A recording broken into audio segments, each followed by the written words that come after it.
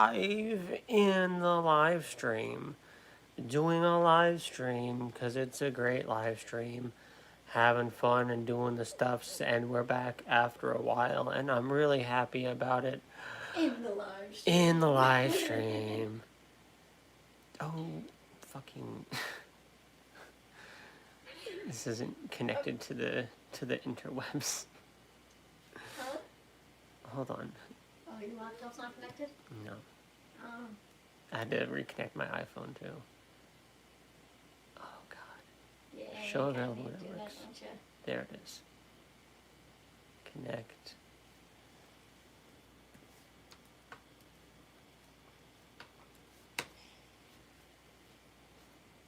In the live stream.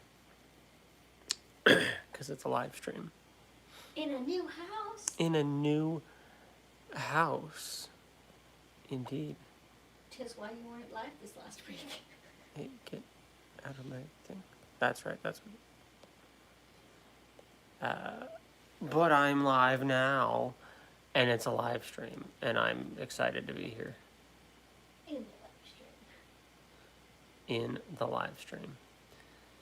Cats. Stuff has happened. Stuff has happened. I got visited by Mormons and Jehovah's Witnesses. The rapture happened. You know, that was exciting. Except for the part where it didn't. You know, that was it kind of is what it is. But like, you know, it's just stuff's been happening. Nah, you know, what can you do? People. At this point, anyone hoping for the rapture should be used to disappointment by now, because it's only ever been disappointment, and it will probably only ever be disappointment. It's almost like the rapture is fairy tale and never actually gonna happen. Almost. You know, it's just. I don't know. Maybe I'm wrong, but I'm not holding my breath, and I'm definitely not selling my possessions and quitting my job and whatnot in preparation every time somebody says that it might be happening.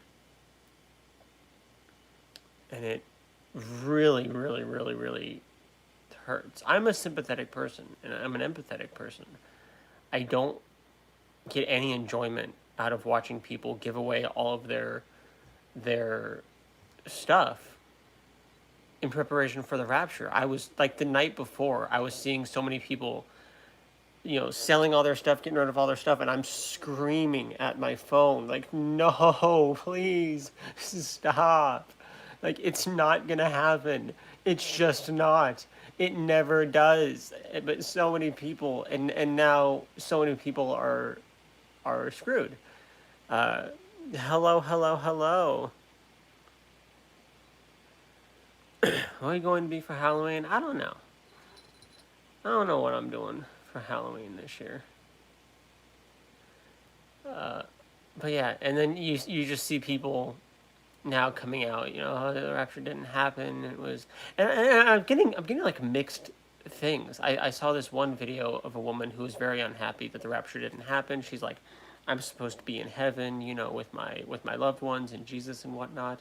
But then there was another woman who, prior to the rapture, was like talking about her kids. You know, she only has a few days left to see her kids. I guess she doesn't think her kids are going with her. I guess she doesn't have to worry about it, but she's like crying and getting emotional. It just tells you people really, really, really do believe this stuff and put stock in this stuff. And it just makes it all the more devastating. I want so badly for people to learn their lessons with these rapture scares. And learn not to take them seriously. I really want people to just learn their lessons. Don't do that. But I don't. It's apparently not going to happen. Look. Oops, not that. I'm sorry, give me a second. One. pinned the wrong message. There you go. You filled in my heart. Nice. Rapture fever has happened many times over the course of American history. The first big one was the military movement in the 1800s. Yeah. It's just bad. And it's sad. It's hard to see. It's hard to watch. Because there are people who are just, what are they going to do now? There are people who gave away their everythings. And it's been a problem that's happened for generations. People have put their lives on hold. People have held off on having kids, or going for that job, or anything, because they thought that the rapture was coming. So you know what's funny? Yeah. So our store manager left at like 7:50. Interesting. I didn't know about that. She didn't tell me. She didn't come up and say goodbye. I needed her to sign off on my board. Nope. But you know who I did see before he left? Your manager. There you go. I was like, do you know where she is? He's like, oh, she texted me at like 7:50. She was leaving. I'm like, she didn't sign off on my board. He's like, you want me to sign off on it? I'm like, could you? He's like, yeah. I'm like, why not? He is technically a manager. Mm-hmm. Just over grocery, but like still. And technically, isn't he picked sometimes? yeah, he would be in charge of the store at that point. Yeah. He would be the highest ranking person in the store at that Yeah. point. So I'm see here. I was like, I was waiting Jay, I for her. see you. Just a minute. I was sitting here. I was like, I was waiting for her. And yeah, turns out she was gone. Didn't even tell me. I was like, I could have left like 10 minutes earlier. What the heck? Yeah, what can you do? Like and subscribe. Everyone like and subscribe. Hello. So yeah, the rapture happened. Didn't do a live stream all last week. I've been missing it. I know a couple of you, including Jay, have been missing me and waiting for me. I had plans I put my vacation time in a couple months ago, and I had planned to go live multiple times during that period. But then we moved. Moving day was the Saturday before my vacation week, and then we were unpacking. And setting up the house. From 9:30 a.m. to midnight every single day of my vacation, give or take. There were days I rolled out of bed and I immediately got to work before I put my glasses on. It was just non-stop. I am neither rested nor relaxed nor refreshed after my vacation, but we're in a new house and it's set up and it's cool. Don't have an office space yet, so I'm just on a different couch now. But we're here. Hello. You can and see the Halloween decorations There's above some me. Halloween decorations above me. So that's where I've been. The rapture happened. I got visited by Mormons, and then later on I got visited by Jehovah's Witnesses. So that was fun. That was great. I didn't talk to the Mormons or the LDS missionaries too much. I did have a short back and forth with the Jehovah's Witness missionaries. Taylor hates it. She's like, we need to get a no soliciting sign. I'm just like, I want to get a no soliciting I'm like, sign. no, I wanna have these discussions. I don't know if you all know this about me, but I like having discussions about this stuff. I'm sitting here, I'm like, okay, you might, but I don't. So if you're not home, I don't want them knocking on my door. Maybe we can get a removable one. That if I'm by myself, I can set it out. There you go. Let's do something like that. It'll be like a hotel. It'll be wanna- like a hotel hang, like the do not disturb sign on the door or I something. don't want to deal with it. And if they come and I am here, we've got the windows open, they can see I'm home. I'm just going to freaking ignore them because I don't want to talk to them. You can if you're home, by all means, but I don't want to talk to them. They can leave me alone. I was baiting this guy last night on YouTube about the existence of God, and he tried to use gravity existence for God. Gotta love it. Who was cuter, the LDS or Jehovah's? I'm gonna say Jehovah's because the LDS were young men, and I don't know how young. So no. The Jehovah's Witness were sweet old ladies who had a nice back and forth. Can you move the cat? They told me, because I mentioned I was an atheist, and they're like, they're like, "Oh, you're the second young man atheist that we've talked to." And I'm thinking, I gotta find this other guy because apparently we're alone out here. This, I'm in a, I think I'm moved into a pretty conservative area, which should be fun. But whatever, I'm here. It's a nicer part of town, and yeah.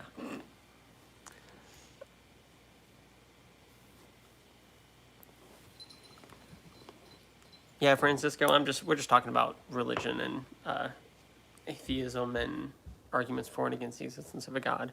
But already, I have Jay, who has been patiently waiting on the on the Discord. And thank you for waiting a little bit longer, Jay. I just wanted to get my little introduction, my little hello. Now bear with me while I flounder about and try to. I'm never good at this. I'm never good at this. Time to talk again with the extension of the conversation we had before, the moral argument, and a few more things. Okay? If my other Discord will open. You were doing it. There you go.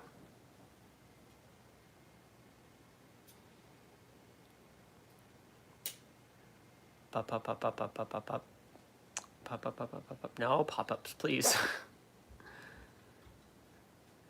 Pop, pop, pop, pop, pop, pop, pop, pop. Pop, pop, pop, pop, pop, pop, pop, pop. Pop, pop, pop, pop, pop, pop. What did I just do? I moved the thing over. Okay, yeah, give me just a minute.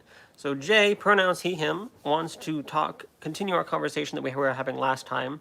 It was more of a first cause, unmoved mover type argument, plus moral argument and a few more things.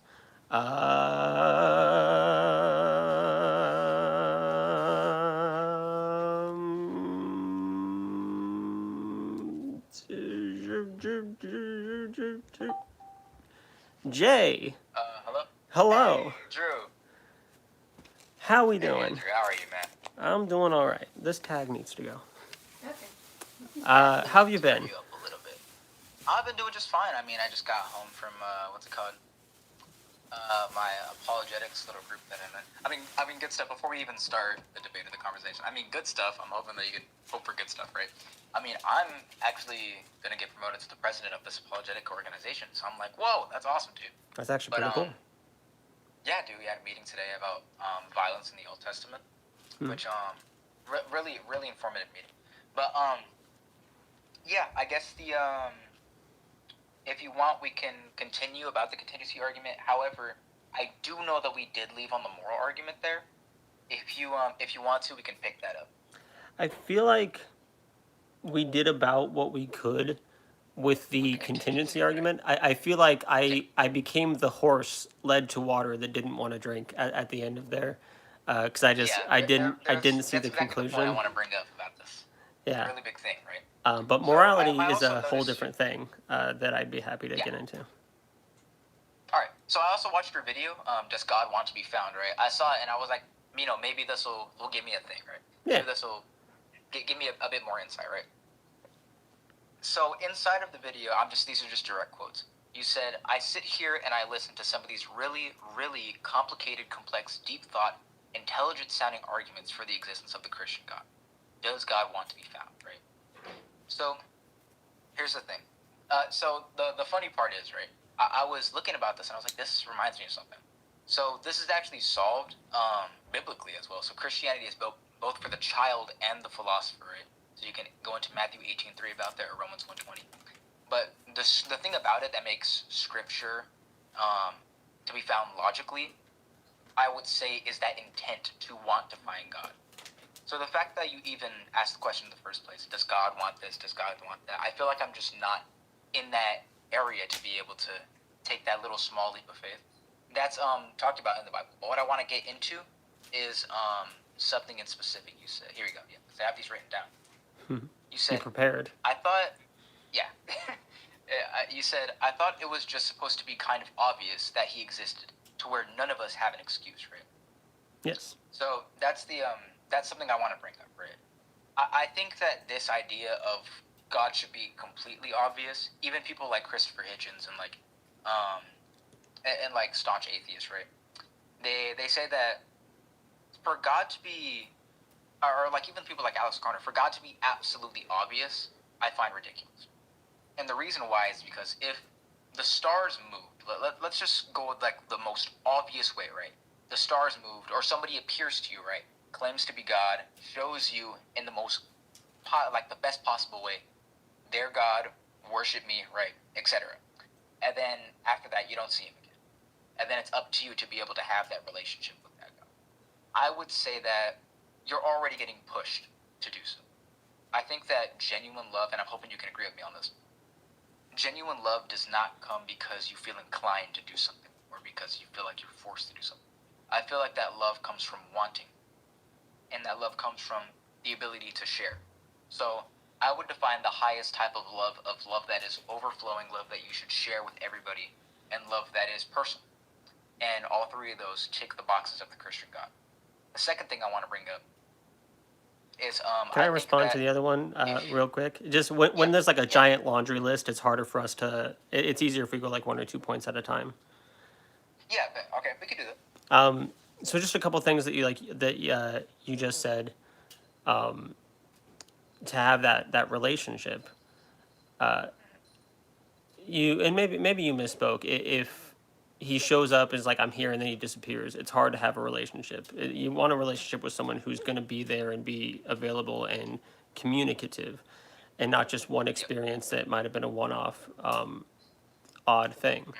Also, I don't know if I mentioned it in that video, but I've mentioned it many times that revealing himself to be exist, making himself his existence obvious does not necessarily require anyone to follow or respond in any particular fashion. If the Christian God were proven beyond a shadow of a doubt tomorrow to be real, I would not worship that God because I just disagree with that God. I don't think he's a good being from what I see in the Bible. So those are 2 points for me, and I don't know what it would take because you said like even if he showed up or the stars did something weird. Uh, I I'm don't even assuming you know if would that say like, well, it could have been aliens or it could have been a it could hallucination, it could right? have been a number of other Yeah. things. So I don't know what it would take, what evidence, but for skipping the nitpickiness, just the best thing that actually would Yeah. convince me, whatever that would be, still wouldn't lead me to want a relationship or desire a relationship. Okay. So there's something. This is actually really interesting because so even if, without a shadow of a doubt, I prove to you this God is real. You said you wouldn't follow him, and that's because of the way that you see him in the Bible. Let's Correct. talk about it, okay? Okay. This is going to be a really big topic, but so let's talk about it in chunks. So This what might do you be a disagree good with segue into the God the of? moral argument too. Yeah, we can get into that. So let's get into this, right? What do you disagree with God with? What are the atrocities? What's the stuff that makes you go like the big things that are like I'm not gonna follow that God?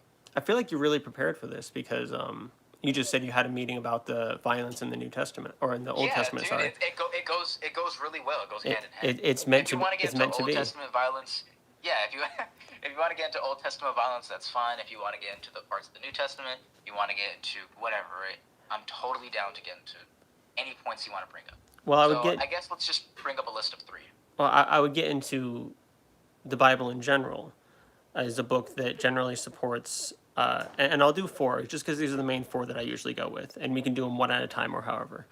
But it supports things like genocide, slavery, child abuse, and misogyny.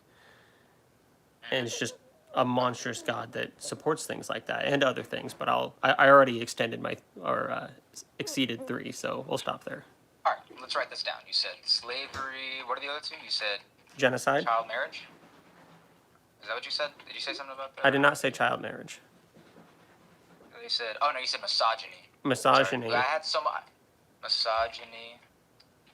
Sorry, I had someone in our class today during that. They were like, the Bible promotes this, and like, anyways, and that was slavery, genocide, misogyny, and the final one was Child abuse. Child abuse. Okay. Yes. I'm assuming the number 4 is talking about Psalms. Yes. Are you talking about among other things? Happy is the one who dashes against yours like the stones and all that. Spare the rod, spoil a child. Also, if a child is unruly, they should be stoned to death by the congregation. All right, what verse is that? Psalms. What's up? There's a psalm once. I don't have them memorized. Let me try to see if I can. It's in the law of the child. Oh, give me a second. Actually, I think I have it in the phone that I'm holding.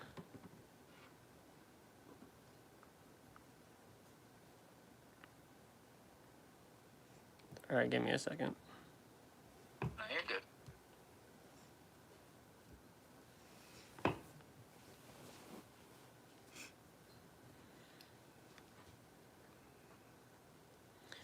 Deuteronomy 21, 18 through 21.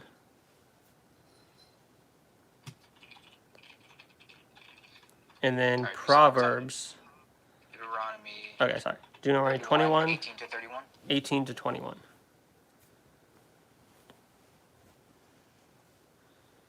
Deuteronomy 21, 18 to 21. And then Proverbs 13, 24 is the spare the rod, spoil the child. And then No, not 313. There. Sorry, typo. and then Matthew 15, 4. It's a little weird how Jesus words it, but he seems to be condemning the religious authority for not being so unruly towards their children. He mentions in the law it says that if there's an unruly child, he should be stoned, but you don't do that. So there are a few verses if we want to hone in on child abuse. Okay, we'll start off with this. So I'll start off with Matthew. The Matthew one's not too bad. So in Matthew, first of all, whenever we talk about how Jesus speaks in parallels, right, we're talking about two things. Jesus all the time uses hyperbolic language, right? But we can get into the Exodus after this. But in here it's talking about before that. Jesus replied, "And why do you break the command of God for the sake of your tradition? For God said, honor your father and mother, and anyone who curses their father and mother is to be put to death. But if you say that anyone declares what might have been used to help their father or mother is devoted to God, they are not to honor their father or mother. Thus you nullify the word of God for the sake of your tradition. You hypocrites, Isaiah was right when he prophesied about you." And then it goes on to say, people honor me with their lips, but their hearts are far from me. They worship me in vain, right? And their teachings are merely human rules. Two things. So God, or Jesus, right, is saying anybody who curses or does the opposite of what their father or mother wants to do should be put to death, right? And if we go down the line, right, it quotes Isaiah when he talks about how people want to be with God. People say they want to be with God, but they are far from God. And they say, if you be far from God, then God will send you, he will honor your wish, and then he will send you in a place where he is no more. And Jesus described that place as hell. So he's using the Exodus to write a parallel between the two. He's saying, so if you do not wish to be with your mother or your father or your parents, right? He's relating that to God, saying, if you wish to be far from them, so be it, right? Then you will be in hell, as Jesus warned. But he also uses this to line it back to the Exodus. And we believe, or most Christians believe, that if something is not repeated by Jesus in the New Testament, then we are not to follow it. So like in Leviticus says not to get tattoos. Jesus doesn't say anything about that, right? Jesus says to technically to do things with your heart about that. Technically, Jesus says that, for truly I say to you, until heaven and earth pass away, not one jot nor one tittle will pass from the law until all is fulfilled. Yeah, so when we speak about fulfilled, we don't mean how, we don't grab the things, because clearly Jesus comes out and he condemns some things of the Old Testament, right? He says, don't follow these anymore. He does tweak a couple I things. think it's if we have an absolute God, then we can take his word as absolute, right? So like even in the Old Testament, Israel says, do not eat pork, do not eat shellfish, any of this. And then Jesus comes along, and I think Matthew, and he says, for I say to you, now all of these are clean to eat, right? All foods are clean, you can go ahead. So at the time, it was not, with the covenant God had with Israel, right? it was not for all time, but it was for that specific context. So that's where a lot of these play into. But I'll play along with that, right? So here's Jesus is just talking about, I come here, you must honor me with your lips and with your heart, and also you must uphold the idea of honoring your father and your mother. And he's using hyperbolic language here. Does that clear up some of it for you? Not really. I mean, and going back to the, none of the law should pass away. He says until heaven and earth pass away, none of the law should pass. And then yes, he does go and tweak it, but he still holds on to it. And he still mentions the law a few times throughout the New Testament. We still uphold the Ten Commandments. So it gets a little fuzzy and kind of contradictory when it talking about how much of the old law we are under. However, even if Jesus abolishes all of that, we still have this God who, at least for a time, told people, hey, it's really fine to stone your children to death if they're being unruly. It should never have been okay. Even if it's not okay now, it never should have been okay.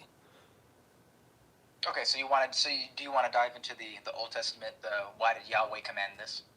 I dive into the Bible. There's not really an Old versus New Testament. It is one unchanging being throughout. Well, we dive into the reason why again, we believe in one mind united in the Trinity. So the reason why we just go into Old Testament, New Testament is because New Testament is the birth of Jesus, and that's it. Just makes it easier for us, right? But we can get into specifically the Old Testament law and how that plays into the New Testament. You want to go down that road? If that's how you would like to, we can. It's completely up to you. I'm trying to do my best to. No, I don't want to come up here and be like.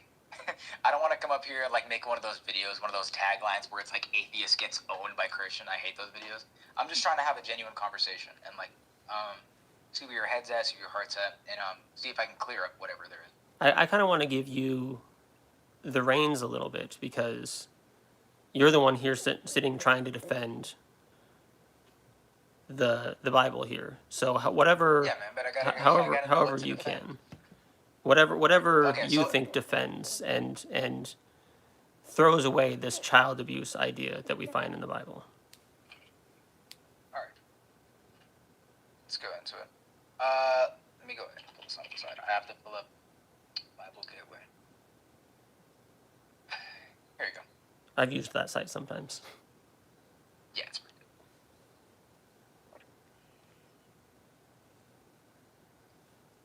Okay, so we'll start out with the Deuteronomy, right? Deuteronomy says, if someone has a stubborn, rebellious son who does not obey his father and mother and will not listen to them when they discipline him, his father and mother shall take hold of him and bring him to the elders at the gate of his town. They shall say to the elders, the son of ours is stubborn and rebellious. He will not obey us. He's a glutton and a drunkard. And then all of his men of his town are to stone him to death. You must purge the evil from among you. All Israel will hear it and will be afraid.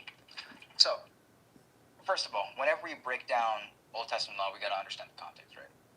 Okay. The first thing is that whenever we talk about God's covenant with Israel, we have to understand it was a very extreme covenant.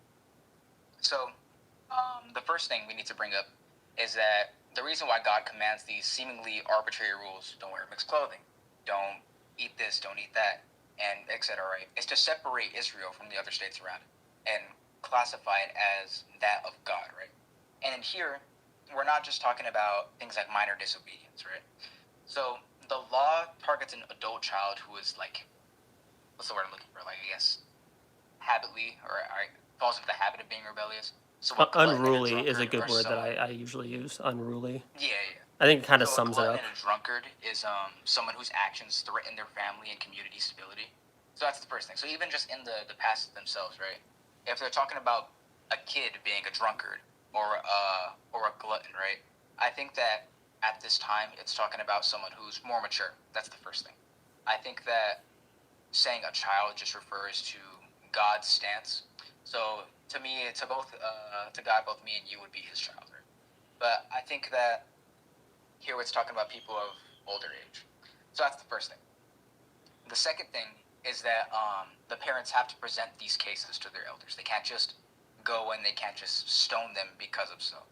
So they act as judges, and they say, what happened to this child? What did he do? Did he cause any harm to these people? And the elders ensure the parents have exhausted all other options and have no malicious intent. That's the second thing. And the third thing is that the law aims to purge evil from among you, to protect society from individuals who are a danger to others, and not to punish like these family conflicts. So what do we have here? We have people who are older in age, who get due process, and this due process comes whenever there was no other option. This person is a harm to their community. So what are we talking about here? The death We're talking penalty. about somebody who's... We're talking about the death penalty. We're talking about if somebody is acting up in a way that threatens their community, if somebody attacks anybody else, if somebody were to get so into their sin that they were to harm or unalive people, then you bring them to the courts. And all of Israel will hear it, and they should be afraid. To set an example, I think that if someone murders the life of somebody else, or like murders somebody else, right, their life should be...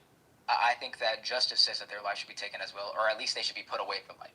You've taken a life, now you have to get the punishment for that. So God here is just reenacting the death penalty. He says, if you, I'm going to assume also like assaulting people. I feel like we've stretched. I feel like we've stretched the unruly son a little bit. Like if he's just disobedient, doesn't want to listen, I feel like you've made a whole paragraph out of a sentence. Where like now you're talking about if he's going around murdering people and whatnot. The passage doesn't say anything in that particular passage about if this person is murdering. So if this individual is a glutton and a drunkard, doesn't want to listen, we should murder him. That's what the passage is. We should run it by the elders and get a trial, and then we should murder him. If you wanna get into this, right? The very next thing. So after a rebellious son, the very next thing which relates to it is talking about various laws, and it says after 21, it says if someone is guilty of a capital offense, they should be put to death and their body should be exposed. You must not leave a body hanging on the pole overnight. Be sure to bury it that same day, because anyone who is under a pole is under God's curse, right? So what we're talking about here, that directly ties into the one before. So even then, he's talking about if someone is guilty of a capital offense in this time and age, it would be, murder or doing something because of your sin. Then you should be put to death, and their body should be shown because it's to be made as an example. And these are very extreme cases because God he's an infinitely just, infinitely holy God. So if you were to disobey this, then by transitive property, it would be a very infinite holy punishment. I feel like to make an example for the state of Israel. I don't feel like those passages are meant to be connected, because in the law there is a lot of individual line by line things. Like they don't necessarily all flow together. Like a random verse about if two guys are fighting and the wife of one goes and grabs the balls of the other, then she has to have her hand cut off. That's just kind of thrown in there. So the law lists things and lists certain scenarios. So it seems to come across that the unruly child is one scenario of where somebody should be put to death or how we should deal with this particular thing. And then it moves on to the next thing. I don't believe that they are connected or meant to flow together in the way that you're thinking. Okay, so even if we like remove everything around it, right? I'm gonna go back to the thing I was talking about earlier, right? If we take this God character as a consistent character, we can grant the idea of God to be consistent in his speech, right? Just out in the way you grant me the idea of you're going to be consistent, I'm going to be consistent in like my debate format, right? And then same with you. I hope that you're consistent in your debate format. So we can go about it like this. If someone has a stubborn or rebellious son, a son does not imply age, and does not obey his father and mother, and will not listen to them when they discipline him. His father and mother shall take hold of him and bring him to the elders at the gate of his town. So when they do not listen to him, and this implies that hey, you're done. You've been given this before, right? Or I guess these multiple chances. When they discipline him, which implies that there's multiple chances before, you take a hold of him and you take him to the elders at the gate. Now, this taken down to the elders at the game is a very like sudden ending, right? Mm-hmm. You're telling me that you have like one try and then boom, you go to the elders. Well, no, discipline implies that you have multiple tries. So you go down. Where does it say that? Once you go to the, it's implied. We have inference to the best explanation. That's the logical reasoning I'm using here.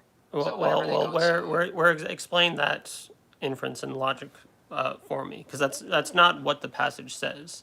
It doesn't talk about like let's bring them in front of the thing this many times, and you're explaining it in words that aren't present in the text, and I'm trying to figure out because a lot of people like to imply things and use their logic and stretch and twist and manipulate the text to where the entire Bible basically becomes a sock puppet. People can make it say whatever they want, or a choose your own adventure book. And we can always play with it. And I always hear people plugging in just ideas like, well, it makes sense to me that we do this, and even though that's just not what the text says. And especially when you're trying to harmonize things like this is a moral God, so if we do it with that understanding, I don't think he's a moral God. If he's a consistent God, I don't think he's a consistent God. So it's we're our logic isn't necessarily agreeing here. Okay. Sorry, I'm like writing this down. You're good. So you're saying that I think that you're invoking an argument from silence on your side. So you say that it doesn't say it here, therefore, like we don't know. I see that it's outrageous to say that. Well, we don't know. So That's the thing. It could be that they had an extended trial and whatnot, but it does not say that. So can we really just assume? And can I just as easily assume that the text is just as is written and he only gets one trial and then he's done? Can I not use the same amount of assuming and logic to get to that conclusion? Okay, so yeah, let's talk about it, right? So I'm going to draw to a different thing so I can correlate back, right? Okay. So Matthew, Mark, Luke, and John. Let's say that Mark, Matthew, Luke, right? They're all born in the Middle East. They all know John. Is it, would we say that it's completely illogical to say that John was also born in the Middle East if they know each other? I think it's not a crazy thing to say, right? We can just say, I can infer that John was probably born in the Middle East. Or at least that's the best explanation that we have right now. As long as that's what we do all the time in history. As long as you're just throwing out random names and not actually, because Matthew, Mark, Luke, and John are not actually believed to be the authors of the Gospels. But as long as you're like throwing out random names for the sake of an example, yes, if three people were born in the Middle East and they know this fourth person, it would be assumed that he has at least been a part of the Middle East, but not necessarily that he was born there. He could have moved there from another place. He could have been. We can get travelers and interminglers. Yeah, most of the time, historians will say, yeah, I think that since we don't know much about this John figure, or because this John figure is spoken to be consistently part of the Middle East, I think that most people would grant, in principle, the best explanation, henceforth, John is probably born in the Middle East. And the whole story takes place in the Middle East or around the surrounding areas. So yes, I would agree, because there's a lot of context that gives to that this is just the setting. It wouldn't make sense in the slightest if John was suddenly from Asia or Africa or something. Yeah, Asia. Hey, Jinx, what's it called? Even if we go like outside of the Bible, right? If I know, I'm from Texas, right? If I know my friend Santiago, Damien, and Chris, right? Yeah. And then I also know this fourth guy named Jack. Santiago, Damien, Chris, I've known them my whole life. I talk to you about them, and I say, I talk about them like they're from, like they're from Texas. I don't like necessarily clarify they're from here or from there, but it's to be assumed that they're probably from Texas. And then, like, Jack comes in, and I say, also I had this other friend named Jack. I think that it's not a super big logical jump to say Jack is probably also from Texas, or at least resides in that area. That's what inference to the best explanation is. We can say probably, but not definitively. And this is also this is also again with giving a lot more context. So where's the rest of the context for the child or the offspring of varying ages stoning or the trials that gets us there? Because we have a lot of context in this other scenario that you're looking for, and I know there's no perfect analogy, but I want to know where the rest of that context is. Okay, so that's the big problem. I believe in not 100% like this is 100% provable, but I believe in a more probabilistic idea of God. I think it's more probable that he does exist rather than doesn't, right? So that's the first thing. Second thing is that you have to ask yourself, or I guess give me reason to believe why it would be otherwise, or like give me the other like choice and why that would be. Because you've made a claim, whether it be a claim from silence, but there's still a claim that you believe a contrary. So the point that I'm trying to make here is that the fact that discipline is used, the fact that will not listen is used, means that there's multiple times he has not listened. So if I say like how do I put this? If I tell you how, hey man, my son is just not listening to me no matter what I do, right? And I try to discipline, he's not listening to me no matter what I do. The first thing that comes to your mind, I'm assuming, is not, hey, can you go clean your room? And then my son just says no one time, and then I come running to you. He's not listening to me, right? The very first thing you probably think about is my kid is just completely ignoring me. Well, it's obvious that the text talks about ignoring the parents multiple times, but we're talking about an actual trial. You said that he probably gets multiple trials, and that is what doesn't seem to be implied in this. It does seem to be implied that there's multiple things with the parents. Tries. Oh, sorry. But still, the whole thing, like, as soon as we go to the elders and we present this, he's done after that one trial. Yeah, it's not like the elders, like, they walk up to the elders. We're talking about actual, like Hebrew and, like, Jewish trials, right? And these aren't just little, well, I mean, he looks bad. It's not like a guess, right? But these people go to the elders, and at time, Jewish and Hebrew culture of the time is extremely, they're very, they focus on memorization, truth, and scribes, right? That's what Jewish culture and Hebrew culture are at this time. So whenever they go to the idea of, we're going to bring you up to these people whose sole job is to have inference to the explanation and to be able to enact the law, they're going to want to be able to, I guess, have this lockdown on things. That was just their culture. So it can be inferred that whenever we have this, it's not just a, well, these people said it, so we're going to kill you. But no, they're going to go, the law of Moses and the law of like Deuteronomy and stuff like that. Sorry, I think it's just called the law of Moses. But, the whole thing, the Pentateuch, the first 5 books of the Bible, is often referred to as the law of Moses. So including Deuteronomy. Yeah, but the law of Moses, like, rarely ever enacted any death penalties. It was mostly used for 2 things: to keep the community safe and for hyperbolic reasons.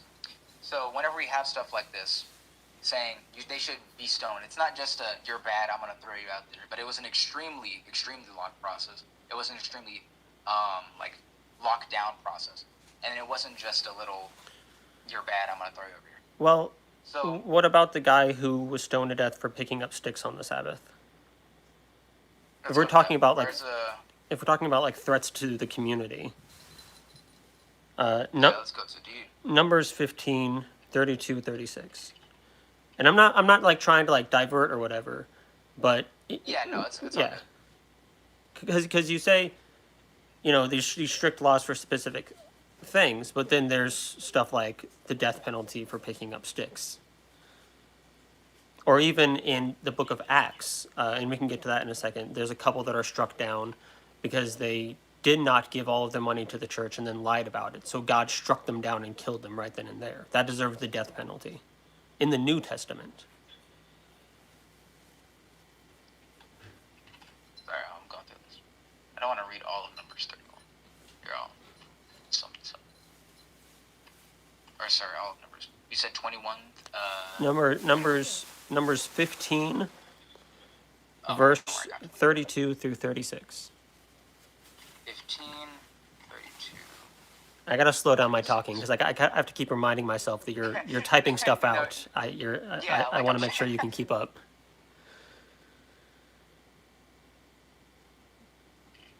Okay, let's read through this. Or I have people over if you hear that. While the Israelites were in the wilderness, a man was found gathering wood on the Sabbath day. Those who found him gathering wood brought him to Moses and Aaron and the whole assembly, and they kept him in custody, because it was not clear what should be done to him. Then the Lord said to Moses, the man must die, the whole assembly must stone him outside the camp. So the assembly camp took him outside and stoned him to death, as the Lord commanded Moses. Okay, let me see if there's a footnote here so I can see you. And this is just reference to the law of Moses? Yes, because you're not supposed to do any kind of work on the Sabbath. Okay, let's go to it.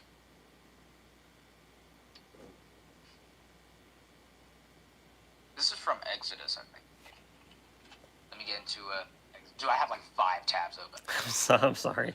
Yeah, when No, the you're fine, dude. when the law of the Sabbath is first brought up, it is in Exodus. Yeah, Exodus 31. Here we go.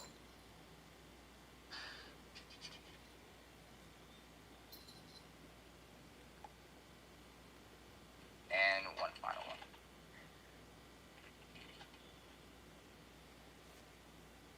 Okay, here we go. I've honestly never heard of this before. Think about it. I haven't heard of Numbers. Usually people go to Deuteronomy for this stuff. Well, I'm glad I'm giving you something else. I genuinely, Yeah, no honestly, joke, I love like hearing about this stuff. There's no joke. I people think genuinely that hope, like I genuinely hope that talking to me makes you better at what you're doing. Like I hope I help you yeah, earn dude. that slot as like the president of your apologetics club. Yeah, 100%. The reason why I love talking with so many atheists is because, like, I've had conversations with so many atheists, right? And they always give me new ideas, and I'm like, wow, I haven't heard of that. And like, given how I was an atheist before and then became a Christian, I'm like, that's a really good point. And I love saying I don't know when I don't know. I do But that all the time in let my me, lives with Christians. I'm the exact same way.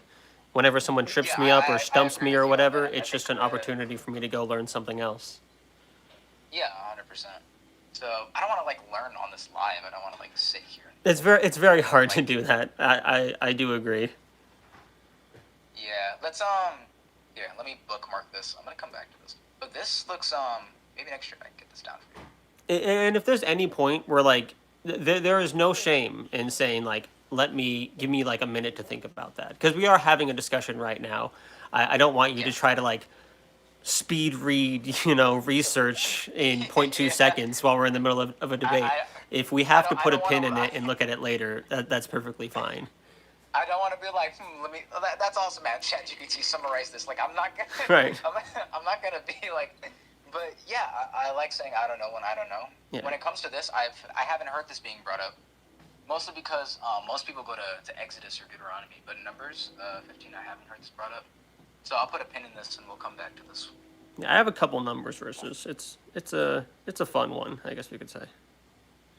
You're all good. But yeah, if you got to put a pin in it and come back to later, you're fine. You're not like the worst Christian debater that ever was, just because you need more than 2 seconds to look at something. I'm more than happy to let you walk away and think about any one of these points, and we can just skip to the next one. It's no stress. I'm gonna click send. There, copy this stuff. I accidentally click send. But yeah, I'm not like super crazy, like whoa, atheist gets owned type Christian. But I'm more of a conversating Christian, which I think we don't see a lot of. I'm about to go on like a 1 minute rant, right? Mm-hmm. I don't think we see a lot of. But whenever we have these Christians who are like, come over here, like, let me destroy this atheist real quick, I think that drives people away from the faith. I'm tired of, hey, let me own this atheist on objective morality or this or that. I think where we have these conversations and these personal experiences, that's like, wow, you know what? Maybe this person is honest. Let me look into this, right? Because there's nothing for me to lose if I look into this. I think that's where we have more people converting to the faith because of experience. I think that's the.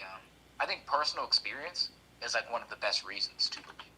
If you say, I wouldn't believe in this God because of X, Y, and Z, I think that probably give reason to believe why that God didn't exist from your perspective.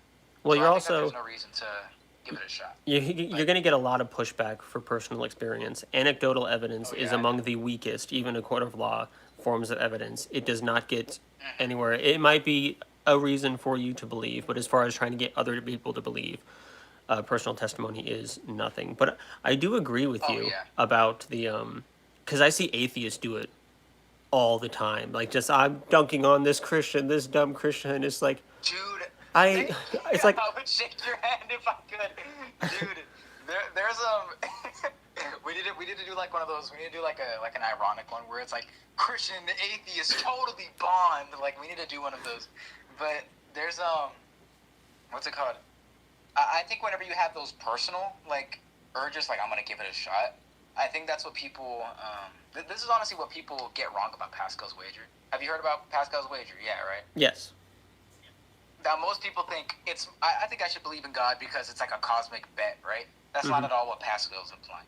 Pascal, and so many people get that wrong. Pascal is saying, if there is this God that you believe doesn't exist, then why not give it a shot and see where it leads you? Or if you're like teetering of like, I want to try out Christianity, right? But I don't know. I feel like that evidence is there, but I can't quite put it in. Or this part of it's kind of holding me back. Just give it a shot and try and live like a Christian, or live like how it tells you to, and take it genuine and see where it leads you.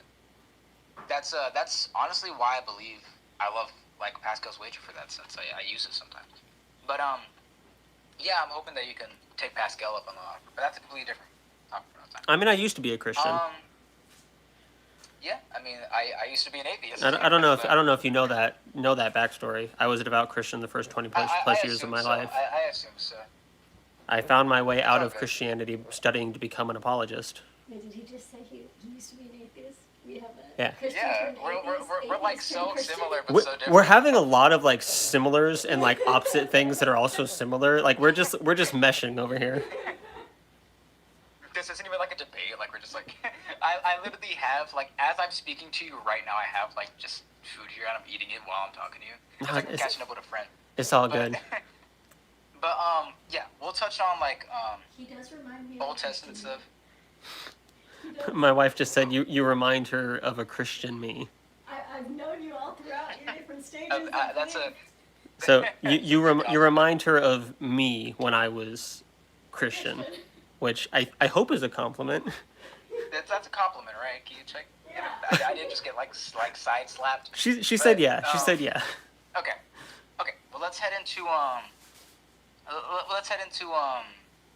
other stuff on the side, because specifically when it comes to numbers, I'm unsure. But when we come to like Old Testament wars, that's what we study today. But let's head into. Do you want to tackle the moral argument? We can dive into the moral argument. All right, that's good. So all right. First thing, I would say that I'll just lay down the grounds for this. If there is no like God and we have no value that is given to us, that is intrinsic to us, then everything that we do, at least in a cosmic sense, it doesn't make a difference, and everything we do kind of leads to. I think that atheism is a slippery slope into nihilism. But whenever you get to the idea of do we have any value, and you say we're not given that by anything, so no, at least objectively we have no value, so everything is subjective. That's what I'm talking about. So you said that you were a relativist like last stream. I hold to objective morality. I think there's objective goods and objective wrongs, and other than that, if there is no ultimate grounding, everything else is subjective. So we're all just blowing smoke here. I will say So, a huge question that I like to ask when people say, you know, if there's no God, then there's no objective purpose. There's no like grand. It doesn't matter in the end. There's no objective morality. My big question that I like to ask is, so what? Yep. I guess the point I'd give you is, first of all, I think that if you don't have objective morality, I think that human nature kind of goes against that. I don't think that you have to be taught that, like, punching a baby is wrong. Even if you had no, like, let's say you had no, like, raising by parents, right? You just popped in. Like devoid of a God, somehow you popped in, right? And this is just a hypothetical. Yeah. You were raised there in a white room for 18 years. You're just given food to survive, whatever, right? Without any human interaction. And you go out. I would still argue that you feel some sort of intrinsic right or wrong whenever you decide to harm another person. Could these be instinctual values that we evolved with and that are passed down? It's an evolutionary thing. Because keep in mind, children know instinctively to latch onto their mother's breasts to get milk. So there is instinct, and there is the evolution of the brain and human sociology that is passed down from generation to generation.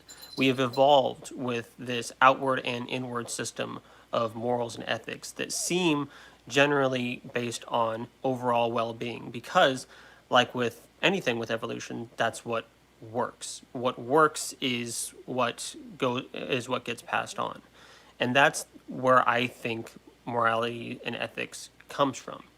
It's humans working together, learning how to deal with one another as we work together for the betterment of a society and the individuals in a society, including ourselves. And you can even take it from a purely selfish standpoint. I don't want to get robbed. You probably don't want to get robbed. So it would make sense if we create and or support a society where theft is criminalized. So we get that, and we get this for thousands, hundreds of thousands of years passed down. Could it be both a social construct that has been passed down and an evolutionary mind construct that has been passed down? Great point. I love that so much. So I touched on it by the idea of if we do get our means of morals from evolution, right? The first thing I bring up is that it's built for survival. Evolution is literally by definition for survival. Those who survive, we try to adapt upon that. So More it or explains less, but like yeah.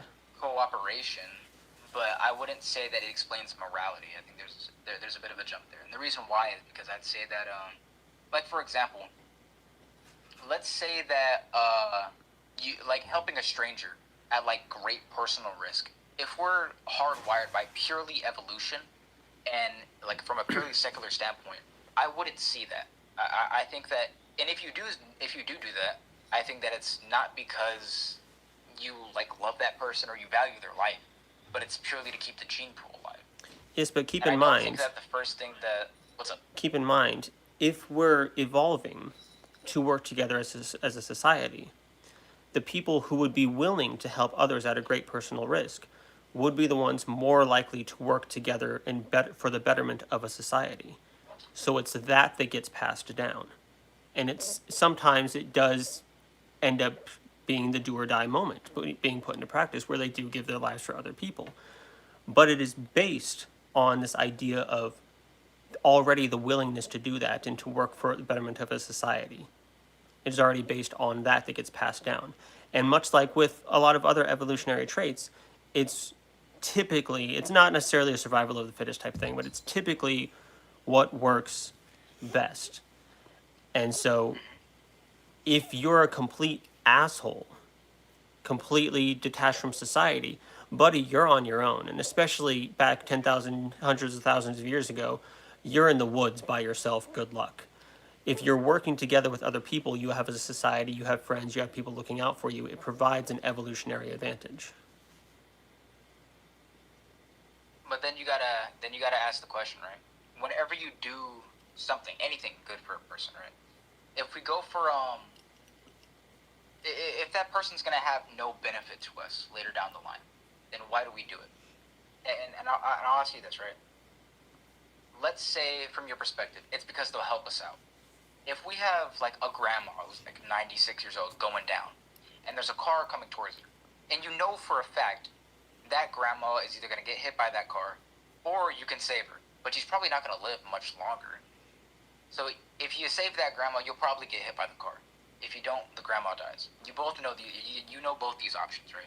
So I would encourage Would you you. save the grandma? I would encourage you to zoom out a little bit, because it's not necessarily a system of I'll scratch my back and you'll scratch mine. It's a system of being a good member of society, helping society as a whole. And it's not necessarily everyone who's willing to help a grandma, but it's everyone who's a decent enough human being who they will help a grandmother or do other good things. Helping the grandmother is just a subset of a greater thing of somebody who is functioning and willing and able to help society function better and help people work together better. So it's the overall thing, because that's what evolution is. It's not necessarily, who can just swim the fastest or whatever. It's overall survivability. Okay, so I want to critique that a bit. So the reason why I'm gonna have to I'm gonna disagree, and I'll tell you why. Okay. So evolution, if we do come from purely evolution, right? And the reason why we do things is to survive and to be a good member of society. I'd appeal to two things. Where does that good come from? And if that good comes from being able to help people out in society, or doing A or doing B, you have to ask the question about where does A and B get us? And it goes back to the idea of survivability. Our morals in evolution, at least in in pure secular evolution, not like constructivism, right? I'm not sure what type of morality you believe in, right? But in like relativism and like pure secular evolution and nothing else outside of it, we have this this idea that everything we do is for survival. So I'm not sure what type of morality you appeal to, but specifically in the at least most atheists that I know go to like this is good because we survive. This is good because it helps people survive. And there's some everything's kind of based off that factor of what can this do for society, and if I do anything, by definition, if it's purely for evolution or survival purposes, it's because I need them for something, or maybe this will help me out later. If it's by evolution, you kind of have to, I guess, what's the word I'm looking for? Like take that, what's the word I'm looking for? But yeah, like concede on that and say that it's purely for like survival purposes, unless you believe in like constructivism, which is something else entirely. That you can respond to that. You can respond. I'm going to answer something really quickly. I think secular morals could absolutely be based. I even said it can come from a selfish place. If I don't want to be robbed and you don't want to be robbed, we should support and or create a society where theft is criminalized. It's also it just zooming out more. It's a larger picture of a system that has worked overall. This system of overall human well-being is what works. And that's really what evolution is. It's survival of what works. It's just what has worked throughout the 200,000 year history of humans. And that doesn't make it objectively the best or objectively the worst. It's just kind of what works. And I think that overall human well being is a great basis for morality. And it seems like there's been agreement of that throughout human history. But that's where we get that system. It's not necessarily because it's the greatest system that ever was, but it's what has worked, and it's what, therefore, a lot of people seem to like, and keep going with. There was, what did you just say? I just had it. You said something about how, like, it makes people. Can you run back the past minute of what you just said, like, or like 30 seconds? There was something at the end I wanted to. Probably not. My brain doesn't retain that stuff for very long. I could go back on the live stream. Oh my Yeah, gosh. you can go back on the live stream if you want to take the 30 seconds, I guess. But it's, you know. Hold on. 1 second. While he's doing that, hi Doom, I see you. And hi Mark. Good to see you guys. Welcome all.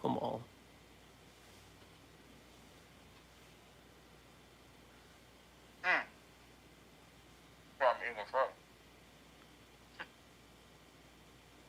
I'm eating a Chick-fil-A, but I just got it. I scarfed down a protein bar before we started.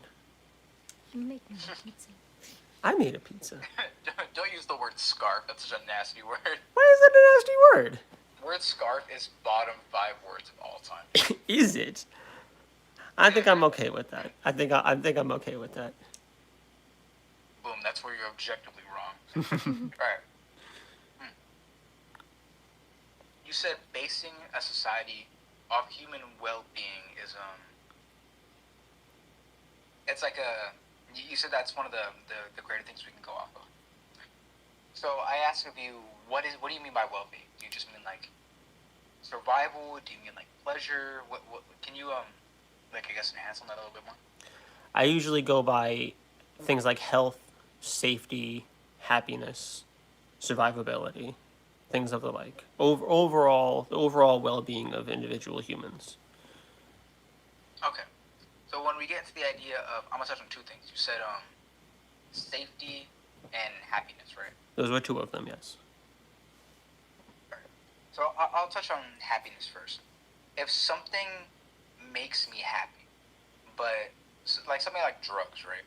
If drugs make me happy, however, they're destroying my body, do you think that it's like objectively wrong for me to take drugs, or it should be discouraged? It goes against health.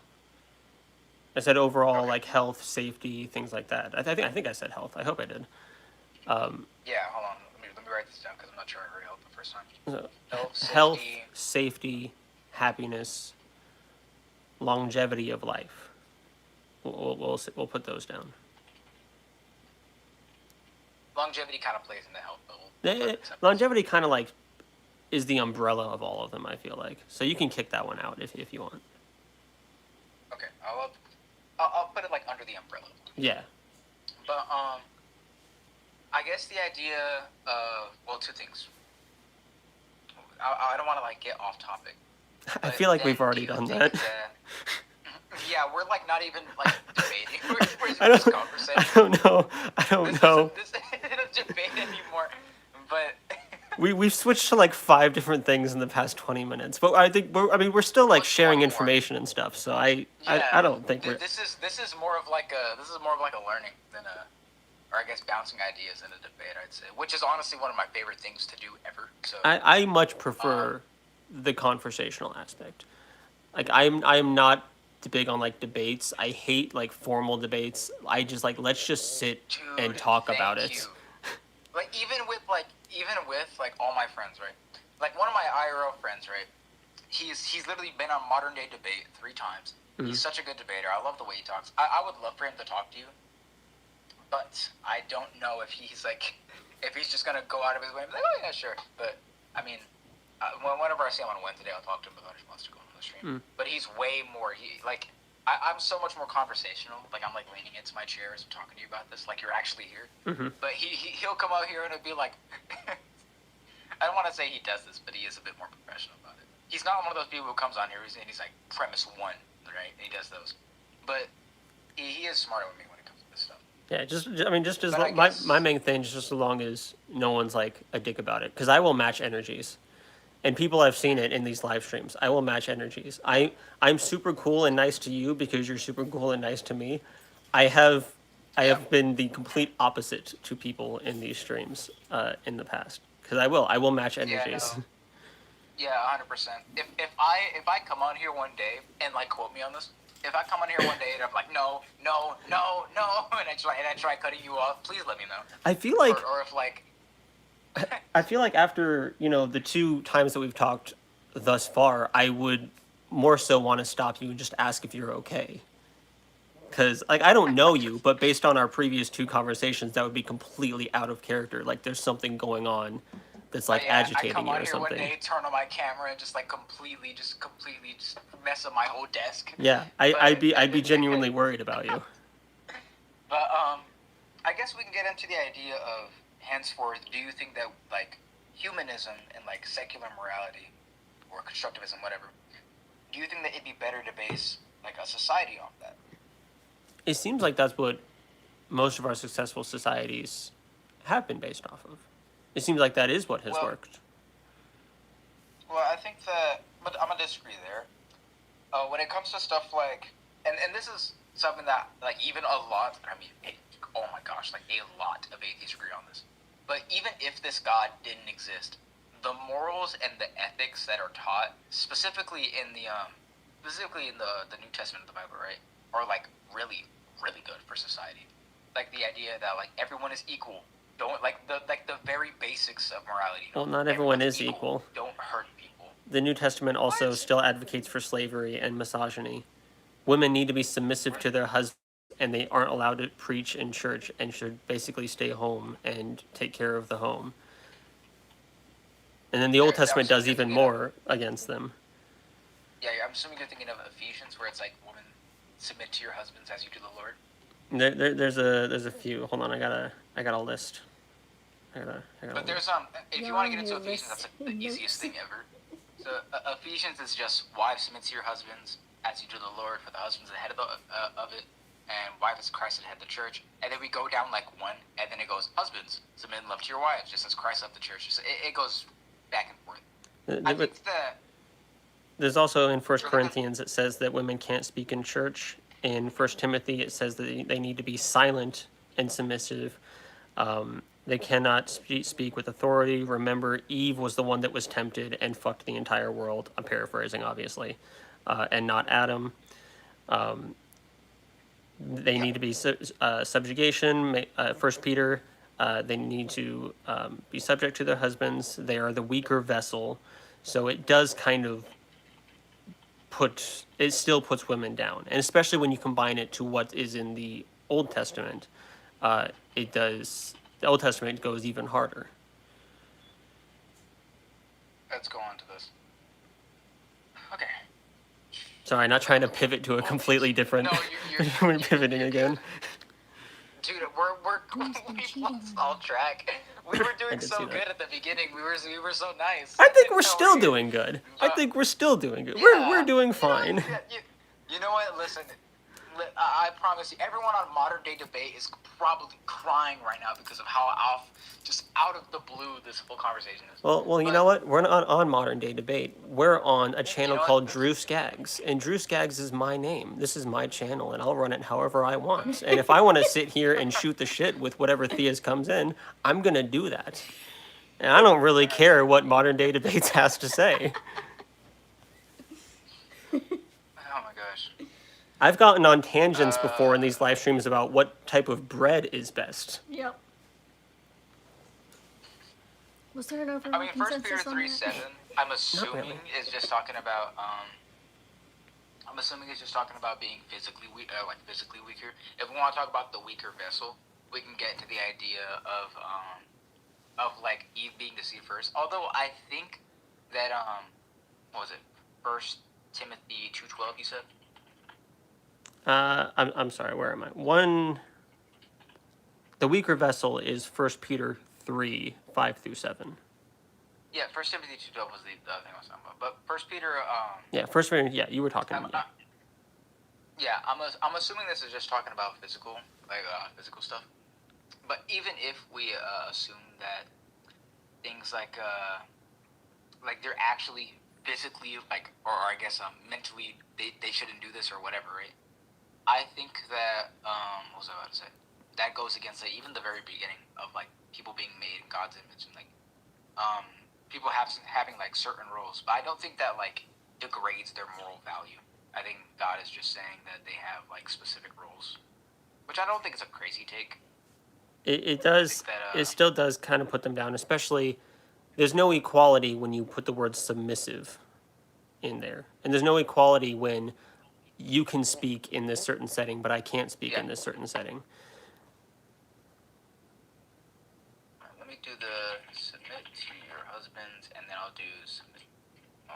And then again, not to get us off onto a tangent again, but God in the Old Testament, the words of God Himself and how He wanted women to be treated, at least in the Old Testament times, were even worse and went even harder in the inequality.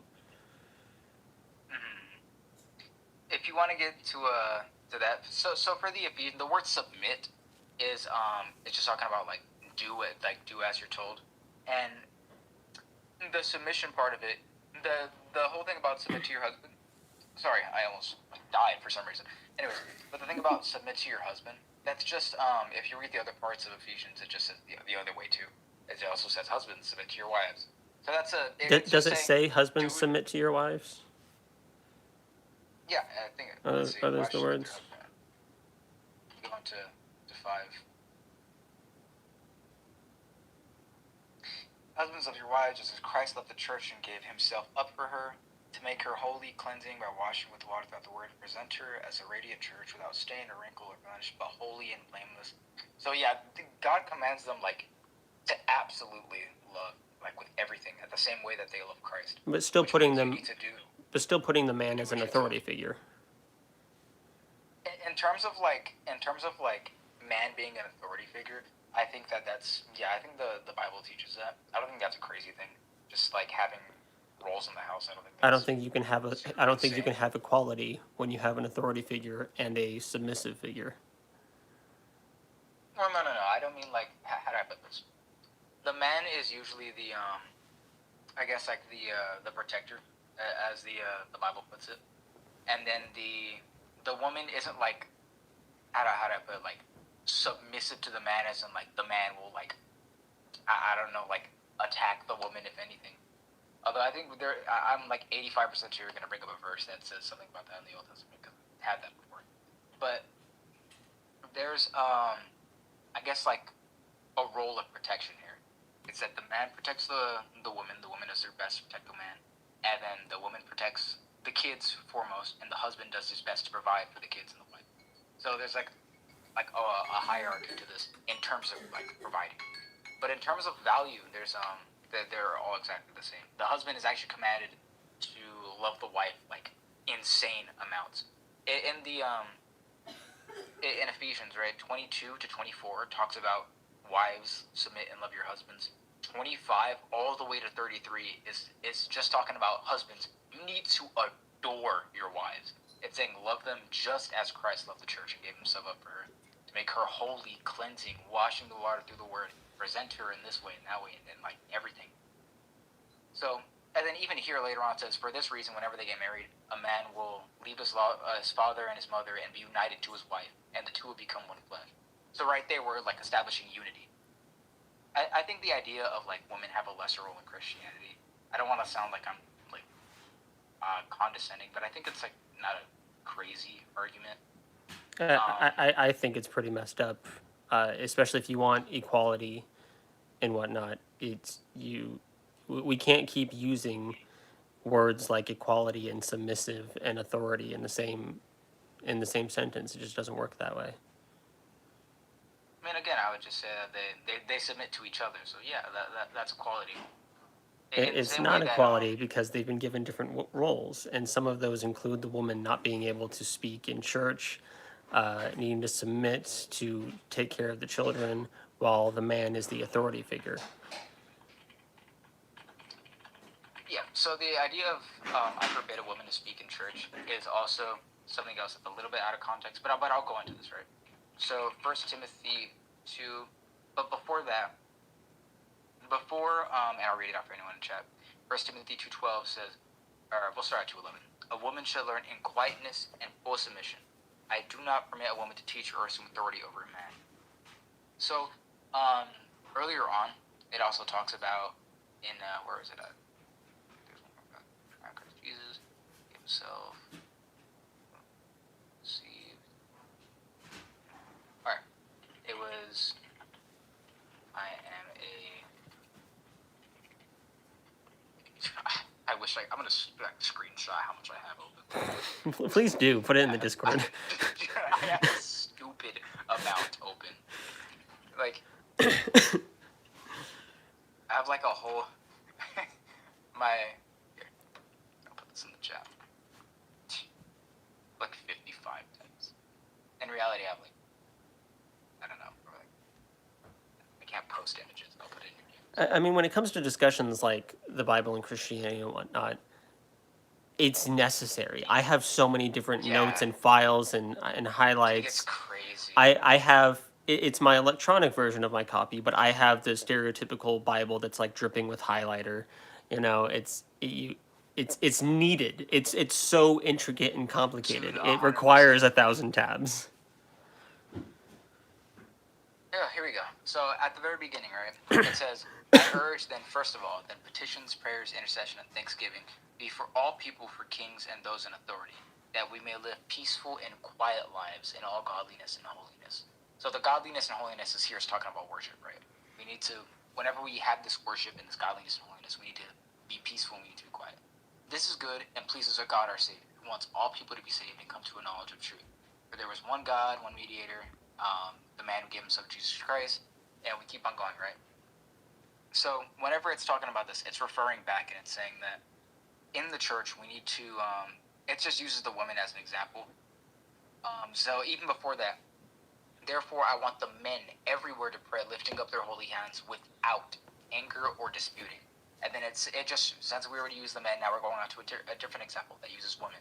I want the women to dress modestly, with decency, propriety, adorning themselves not with elaborate hairstyles or gold or pearls or expensive clothes, but with good deeds appropriate for women who are professed to worship God.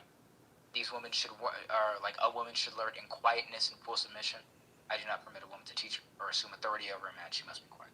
So it's just talking about how, whenever we're in church, we need to, I guess, trying to find the words for this. Again, I'm not like the best at this, but I am a conversator. I'm not the best either. It's fine. But whenever we go for this, it's just talking about how whenever we're in church, we need to be quiet because we're in a place of holiness, in a place of worship. So I don't pose your think it's meant to questions, be a blanket and statement. I really, especially with the rest of the context of the Bible, and especially in the Old Testament, I don't think it's meant to be a blanket. We should all be, quiet and stuff in church. I think it's specifically setting up the roles of a woman versus the roles of a man, which are not equal. well, there's also the idea of the context of this. So not only is this so Timothy is writing to I believe, no, he's not writing. Well, who is he writing to? But It's he's it's writing Paul to Timothy, isn't it? Yeah, yeah, I believe so. Oh yeah, Paul to Timothy. Yeah, it'll Paul say to it at the top. But Yeah. yeah. So he's also writing to Timothy, right? And Timothy, in the place that Timothy is at this time, they're really big into goddess worship, right? They're really big into like pagan ideas. So also in the historical context of this time, women weren't given rights, and they weren't able to read. They didn't have a public education yet. So because of this, women were going up and they were preaching, right? But they were preaching false things because they had just gotten the right to speak, and so now they're going out and they're preaching false things. They're saying like preaching heresy. So Paul's writing this and says, before you speak, before you do this, you need to educate yourself. You need to get an education. Do not, sorry, but do not speak or assume the authority over the men that are already taking place there, unless you have done your research. So there's two ways to put this, but those are the two that I know of as of now. Let me look back up the stream. I just really want to make sure you're not trying to. Trying to escape the curse. Yeah, I really just want to make sure you're not trying to twist words and again combine things that maybe aren't supposed to be combined, or No. find different contexts I'm not coming on here to like. Yeah. Yeah, I'm not coming on here to like completely like mesh everything I can to fit into the puzzle pieces of the Bible. Like I'm just genuinely being honest here. This is what I've learned from it. This is what I understand to be of it.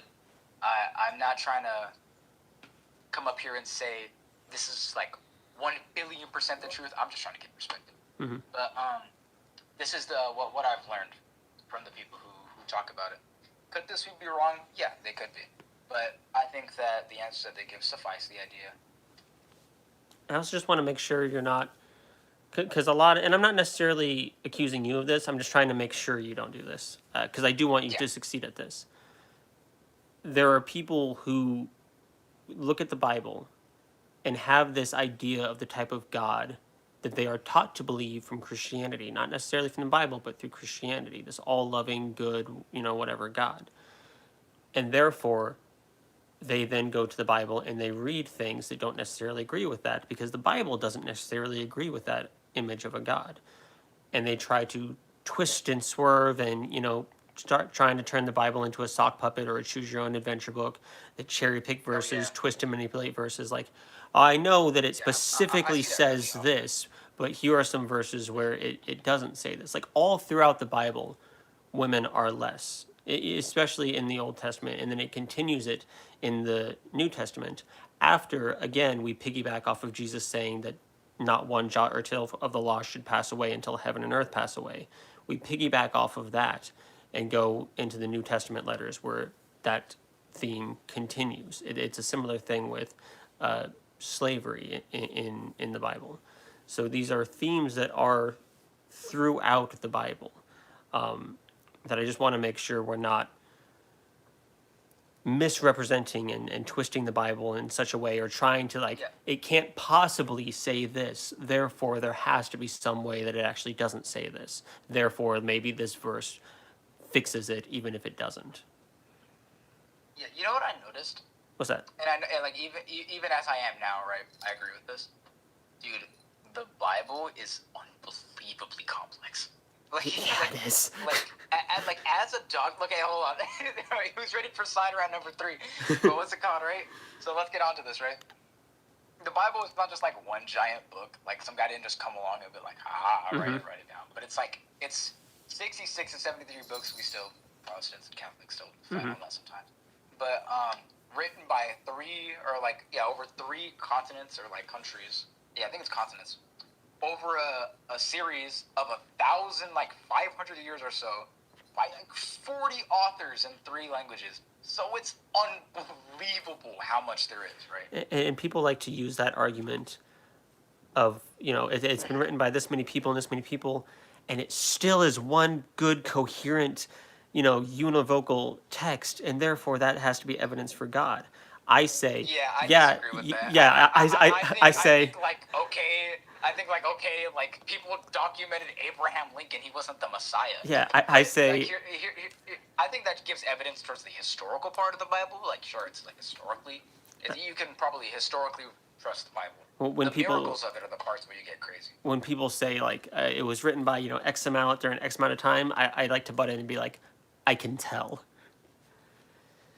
And then you have because throughout the church's history, people have gone into the Bible and twisted, and they've added verses in and subtracted verses and added entire books and subtracted entire books and tried to remap certain languages to squeeze in this messianic prophecy or whatever else in there. So not only do we have a mess of all these things written by all these people over all this time and whatnot, but then we have somebody else. Then we have how many times it's been translated and reinterpreted, and then we have somebody else going in and trying to stitch and weave it all together into some kind of horrific Frankenstein's monster of just an amalgamation of things that don't actually stitch and weave together. It is so much of a thing. I will say, right, am I getting nowhere for? Yeah.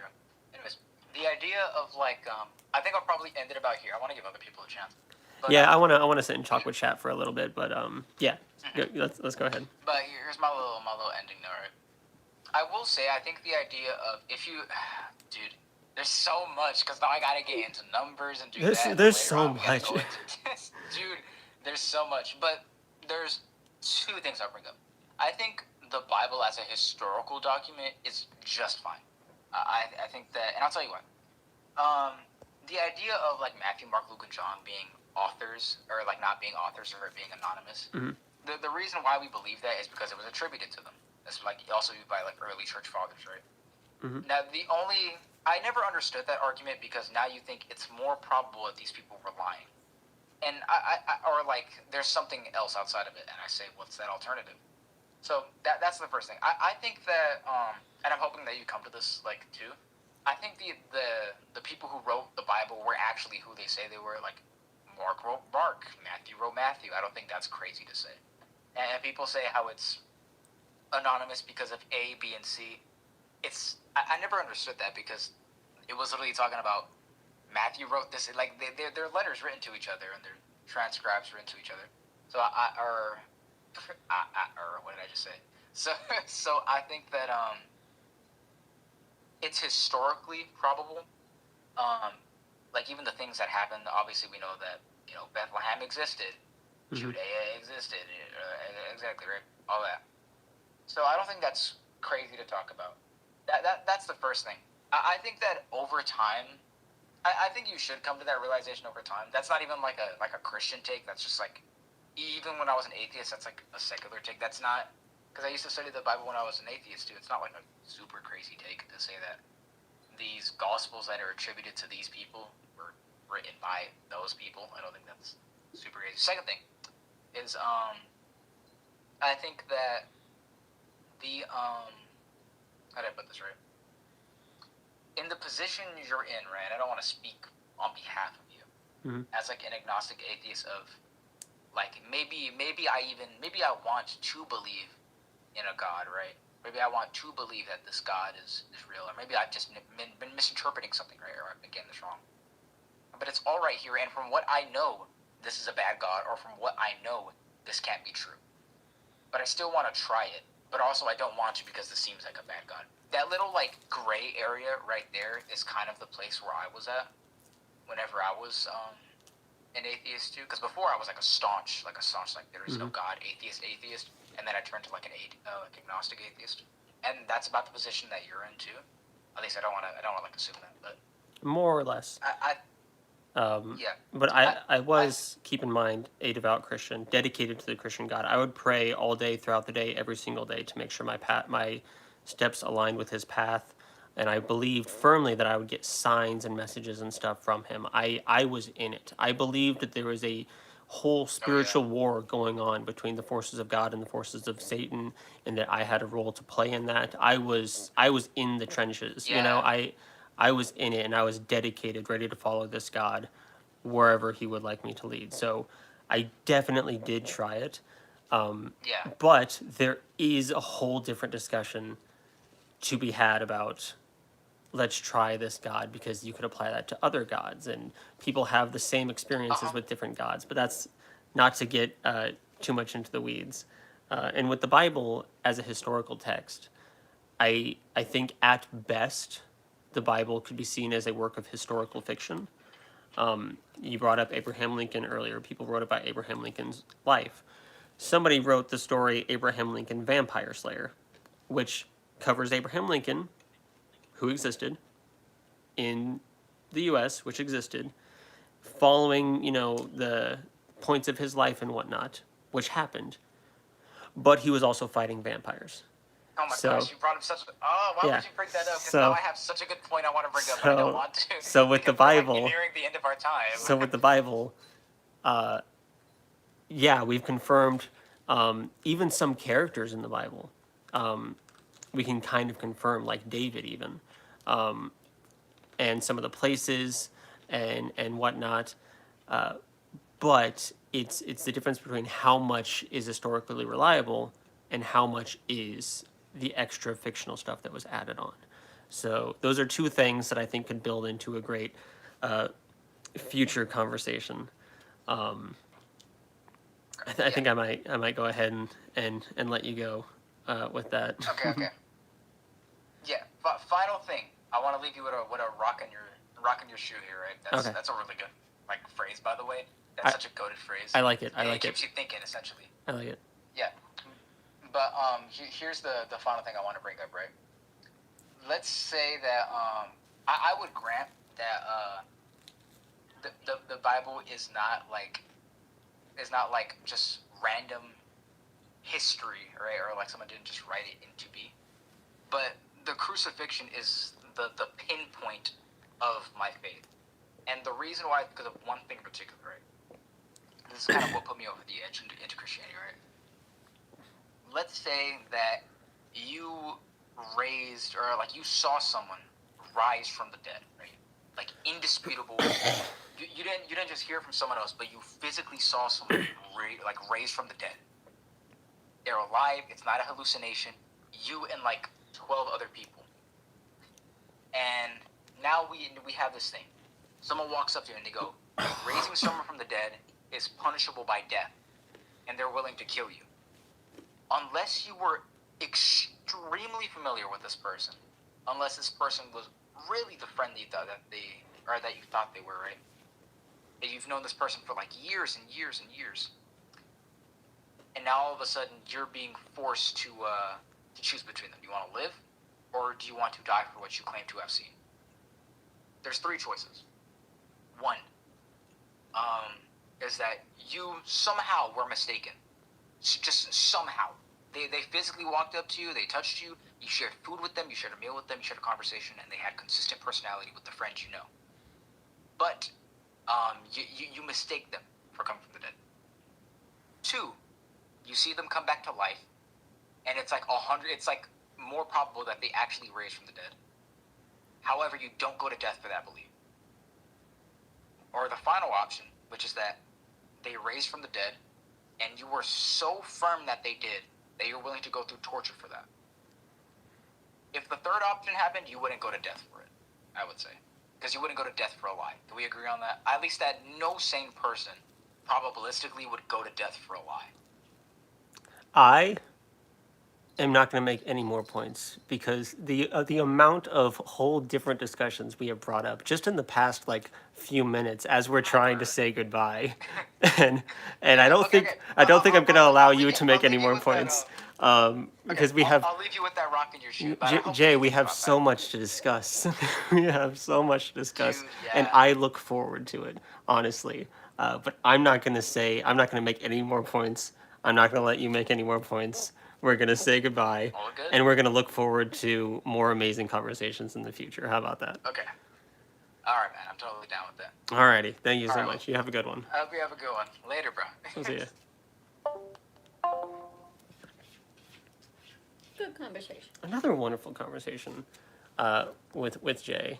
I have been, dare I say, blessed with the people who have joined the Discord and had conversations.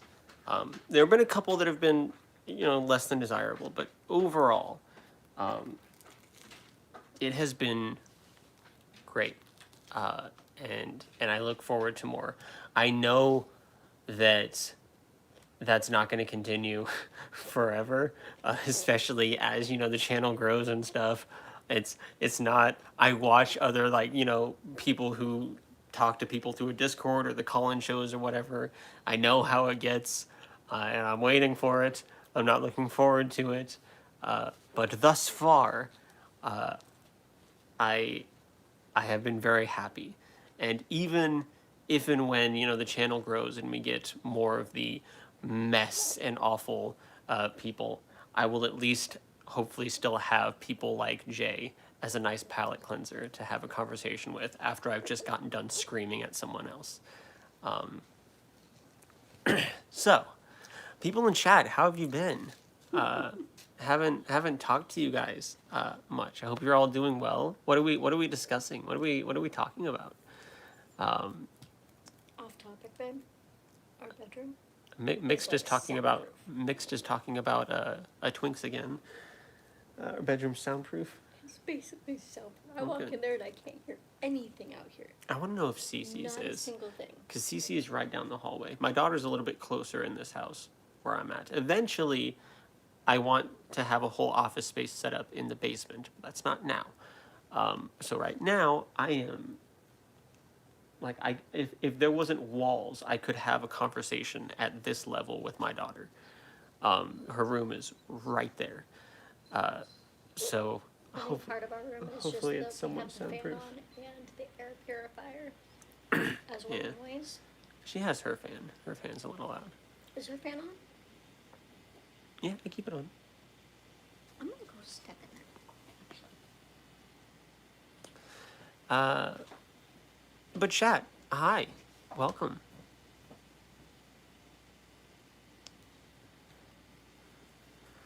If the Bible was made up, and since women weren't trusted at the time, it would be weird that people made up that women saw the resurrection. What were the women going and doing? The women were going to anoint the body of Jesus. That is the traditional female task of the time. Then, after they saw it, they went and immediately reported it to the male people, to the male figures. And then they went and verified, either at the tomb or meeting Jesus later on. I hear you at like a whisper. Sweet. That makes you feel better. Taylor, this guy at my gym looks over at me frequently and holds eye contact. Do you think he wants to engage in the sex with me? He didn't say in the sex, but I said in the sex. Ah. Hey, Doom. Not necessarily.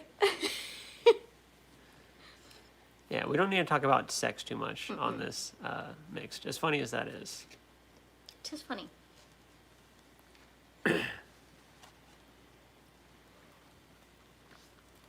I missed you all.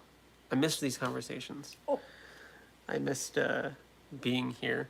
I missed the rapture. It was a whole thing. Stuff has happened. Stuff You has stole the happened. pumpkin? Yeah, I guess I did. Hi, kitty. Are you wanting attention? We are atheists. What else are we supposed to talk about other than sin? You know what? Maybe that's fair. And I've even had some good comments lately that I want to Look at this cat. let me I'm go trying through to it. I don't know eat. if I'm gonna. I don't know if I'm going to make the time to go through all of them. Look at this cat. So I'm trying to eat a freaking pizza. It's just on me. Yeah, I think some of the comments I've gotten are more lengthier stuff. Cute. I have not played Silk Song. What's that?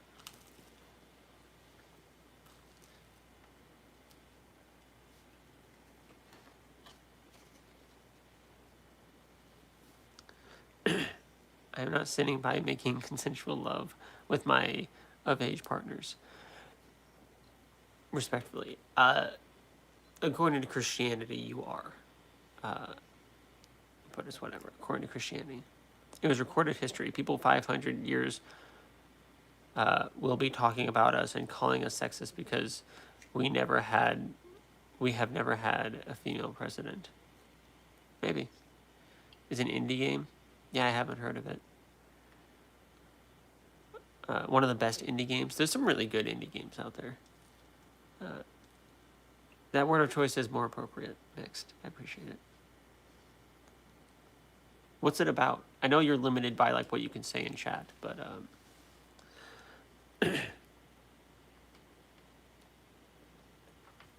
okay. Well, Google immediately knows what it is and gives me a whole. Oh, it's this. You do know what it is. Yeah. I've seen just a couple like tiny videos of this character going around in the game. I really haven't seen too much of it. I will say, I do kind of miss the days Hollow of Knight's getting to so watch you game. I don't game anymore. If I will say this. I do miss the days of watching you. I will say this. If this channel ever takes off to where I can make content creation like my full-time job or whatever, I will probably reignite my gaming channel. My Broken Spectacles gaming channel, which if you don't know, at the bottom of my channel, in my featured channels is Broken Spectacles and Broken Spectacles Shorts. That's my gaming channel that I used to upload gaming videos on. And it's great. I like it. I liked it. I enjoyed it. I've missed your gaming videos. I've missed it. I do not have the time or the energy. Or really the place to record them. Yeah. You needed your space to record it. Yeah. Couldn't really do it in the living room. Couldn't do it in the living room. Could do it in an office, you know, if we really get to it. But I would be more than happy to have the time to get back to that. Or I could. Office, I would love to join you in a couple games. Or I've been tempted to like just do a live stream where like I'm playing Minecraft and we're talking about God or something like that. I miss the gaming. But if you want to check out videos, I haven't posted on it in like 3 years. But if you want to go and look at old videos of me screaming at horror games and rage games and whatnot, it exists. I really like the compilations. I have a playlist for compilations, and I think it's a good place to just kind of go and get it. And Broken Spectacles, whenever I do my live streams, I have a pinned message from Broken Spectacles that gives us a link to the Discord. I have that because that's my little side. In case chat freezes on my end, which it sometimes does, I'm watching the stream through my Broken Spectacles account to help keep another eye on it. So if you ever see Broken Spectacles interacting in chat or anything like that, it's me. It's me moderating through my side thing. But yeah. I remember you used to record your videos every now and then. I'd hear you either yell or scream, and I would wait for your video to come out and be like, oh, what happened? Yeah, I've heard Hollow Knight is I think I've played it. I want to say I've played it at a party before, or at least one of the Hollow Knight games. What are the signs a guy may have homosexual proclivities? I have no idea. I've got to play first Hollow Knight, check out before Silk Song. Probably. Yeah, Hollow Knight first one first. Is a sick name. Pretty happy with it. Yeah, definitely have what it takes. It's just a matter of committing to the process and learning what you need to learn to grow your audience. a lot of it boils down to understanding psychology. Yeah, maybe you can do a gay version of The Murray Show, maybe. My favorite video game is probably Minecraft these days. I'm pretty simple. Apart from that, I really like the Outlast games. I really like the game The Crooked Man. It's a RPG horror game. Those are some of my favorites. And with growing the audience, I don't know if I'm ever going to be able to really grow an audience. I don't feel like I'm quite enthusiastic enough or condescending enough. I feel like a lot of the people who make it have more smarts and more confidence and more balls and more like kick the door downs than I do. So I don't know. I've just kind of learned to just kind of be happy with where I'm at. I'm just going to kind of come on, be me, make the content that I want, share the messages and whatnot that I want to share, try to learn what I can learn, make this more of an enjoyable hobby rather than like, hey, I have to like, I have to do good so the channel will grow. So I've learned to love it more as a side hobby.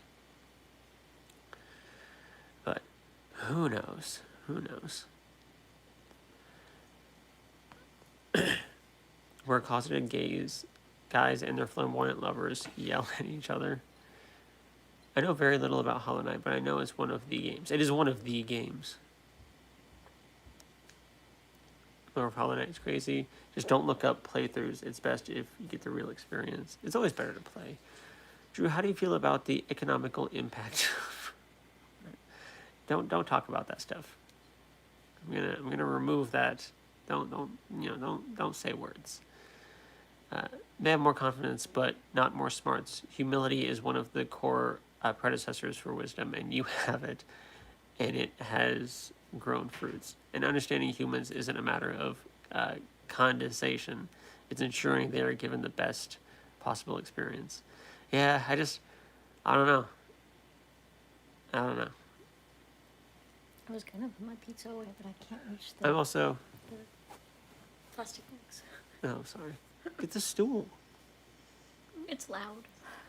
I'm also just like super condescension, I think is what he said earlier, like condescendingness. And now you're muted, buddy. Thank you for coming.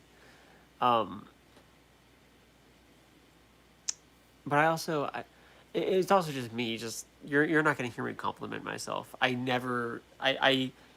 The idea that has been baked into my brain my entire life, and it's just there, and has driven so much of my life and my actions and whatnot, is you're not good enough.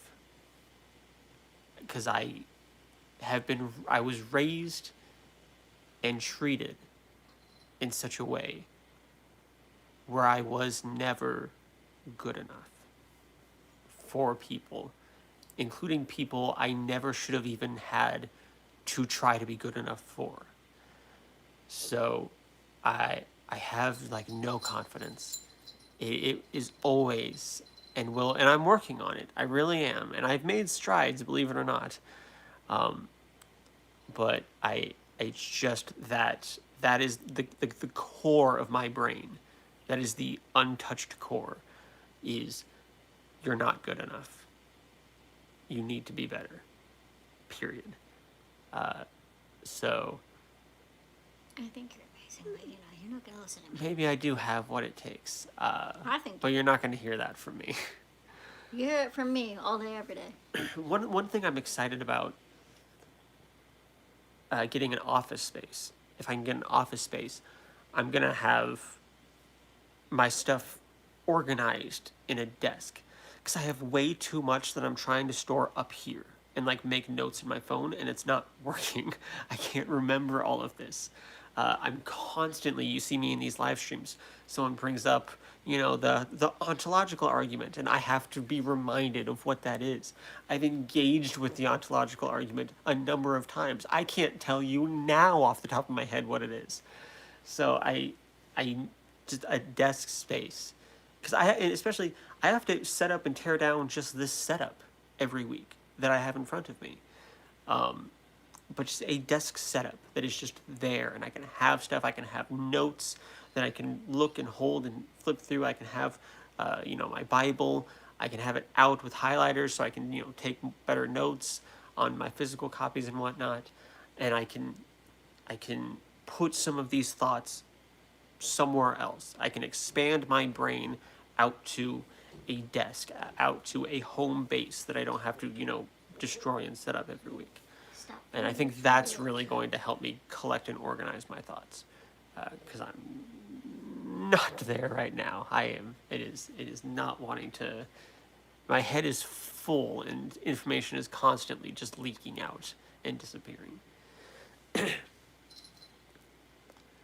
We have to stop trying to think in terms of becoming worthy, or more so reconciling with the fact that we are enough and that we are worthy of love, sympathy, and because we express it.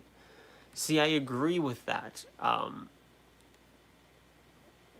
but it's the core, And again, I've been working on it, but the core, shelled and walled in, that takes a lot of breaking through, and I have been breaking through, is not good enough. So I agree with you, but my brain still doesn't, if that makes any sense. All Americans are pushed to be the best sometimes. Safe to say high self-esteem is good. It doesn't mean arrogance. It means you are unburdened by unnecessary doubts. Yeah, it sounds nice. Being proud of your works and your accomplishments can be good. So is thinking you're better than others good? Not necessarily, but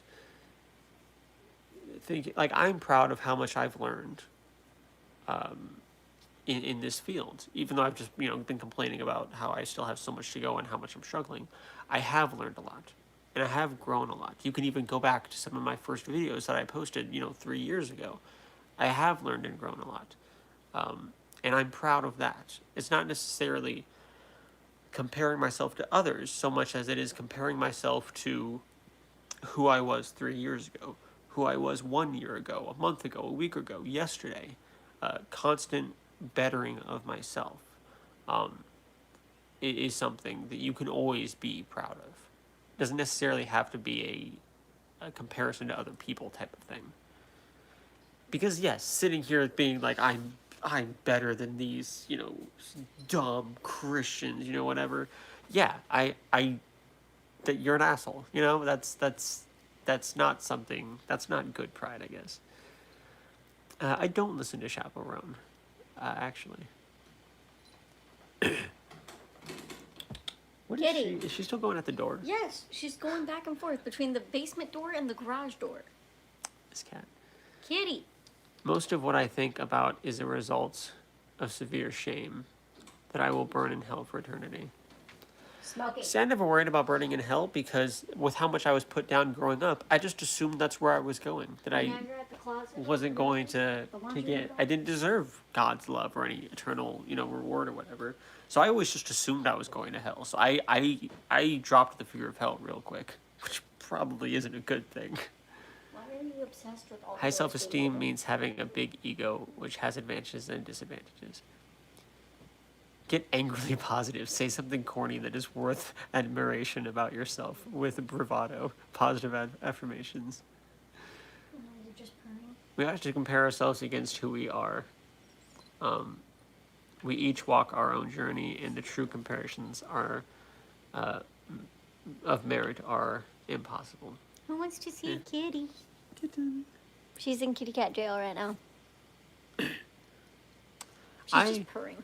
I like reaching for the impossible. I like reaching for, this max amount of good and kind and understanding and smart that anyone could possibly reach, knowing full well that I'm not going to reach that. because I have no problem with shooting for unreachable goals, because if you really shoot for it with all your might, you're still not going to reach the unreachable goal, but you're going to get as far as you possibly can. If somebody puts you on a road and it's just a flat road that stretches 100 miles down, and they give you a baseball and they say throw this baseball 100 miles down the road, some people might just drop the baseball and be like, fuck you, like what are you even talking about? But if you really throw that baseball with everything you have, with the full intention of throwing it those 100 miles, you will still come woefully short of those 100 miles, but you will throw that ball as far as you could possibly get it. And with pushing yourself to be the best, with these unreachable goals, shooting for these unreachable goals, it is giving your all to make sure you are the best possible version of yourself that you can be. And that is what I aspire to. Aren't all things possible? Through God, which strengthens me, if He's there. So that pursuit of wisdom is what tells me you are capable of doing most things you set your mind to. Trying to. If you're not the best, isn't trying pointless? No, absolutely not. We aim for the algamas, the higher goal, so that we enjoy the journey. The kind of surprise egg is about the chocolate, not the toy. The Kinder Surprise egg is about the chocolate, not the toy. Depends on who you ask, first off, but I get what you're saying. What is trying to do it if you won't get there? Because you'll still get as far as you possibly can. Remember, it's not about being the best that ever was. It's about bettering yourself. It's about being better than the previous versions of yourself. And shooting for that best possible version of yourself. Even if you're still at the bottom of the totem pole, or the bottom of the hierarchy, the ranking of humans, if you're still like the dumbest person in the entire world, there's still a lot to be said about still trying to better yourself and make yourself better than you were before, even if you're still the dumbest. Constant improvement and setting unrealistic goals can help keep up that constant improvement. Realistically, the toy is never the fun part. You toss it out after a bit because it's just a piece of plastic, but the unfathomable joy of getting through the chocolate to reach it is bliss. The experience is far more memorable than the toy. So I agree 100% with what you're saying with this, but my mother is a huge Harry Potter fan, and they had like Harry Potter figurines recently in those Kinder Joy eggs, and she and her friends had to have bought like 100 of them each. I remember your mom buying 50 one day. Yeah, she would buy like 50 in one setting, and her friends would do the same so that they could collect all of the pieces and share. If mom had 2 Voldemorts and her friend didn't have a Voldemort, she could give her friend one of the Voldemorts. Like they went hard for the toy. So I agree with your analogy. I'm not trying to like pick apart or destroy your analogy. Me with the McDonald's You're 100% right. right now. Taylor right now is obsessed with the BTS figures in the McDonald's Happy Meals, and she's going and trying to collect all of those. So I agree with your analogy. I agree with it. And there's no perfect analogies. I'm not trying to pick it apart or disagree with the point. I agree with what you're saying. Hello. Improvement won't make you perfect, ever. Correct. But who says that has to be the goal? Or the end goal? It's the unreachable goal. But who's to say that has to be the realistic goal? What are your thoughts on the government shutting down? The government's an absolute mess. It's trash, and I hate it. I should have had you take that sugar to your sister. Sure. I know she's really excited about that. What is the end goal then? Betterment. Being the best possible version of yourself that you can be. I think that should be the goal. If they really wanted the toys, they would have just bought some or whatever, but the journey and experience of opening and trying their chance in and of itself is still proof of what I say. Okay, I think I agree with you. I say the mystery of not knowing what I'm gonna get with the Happy Meal toys Yeah. is something. No, I agree. It was always Like, about what- the people what and the am I gonna journey, get? even in their situation. I It's agree with you, dude. It's a game changer, the fact that you can buy the toys themselves. Like, you can buy the whole Happy Meal, but, like, if you're an adult like me, sometimes you just want to grab the toy. Like, I could go to McDonald's and get food for myself and just get a toy for Cece while I'm there. But, like, Because you can't ask for the toys separately. you can. You can get like a Just 20-piece the toy. adult meal and be like, hey, can I also have a kid's toy?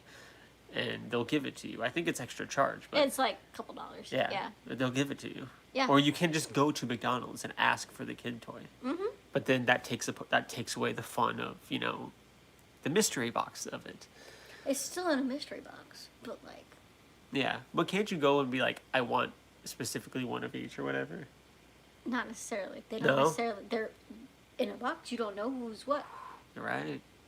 That's Alright, why damn. sometimes when I go there to get them, I'll end up with, like, say, like the other day, I went and got 2 Happy Meal toys. They were the same exact one, which is sad. The really exciting part is, like, when they first come out with them. And so, like, you know immediately the first one you're going to get is always going to be one you don't have. And then it gets harder as it And goes then it on. gets harder as it goes on. I'm my- surprised my- with how quickly I've collected these ones. My thoughts on anarchy, I don't really agree with it. I think we need some kind of structure with society and cooperation. I've never done martial arts. What does being the best form of yourself do? It's just the best form of yourself. It's living your life and being the best you that you can possibly be. Getting the most out of your life, out of yourself, out of your situation. The most out of your life. Is grown-ups getting Happy Meal toys childish? Maybe. But you know what? I don't care. Is it childish? Doesn't matter. Yeah. Are we not all just adult children? Can we not still get happy about stupid things?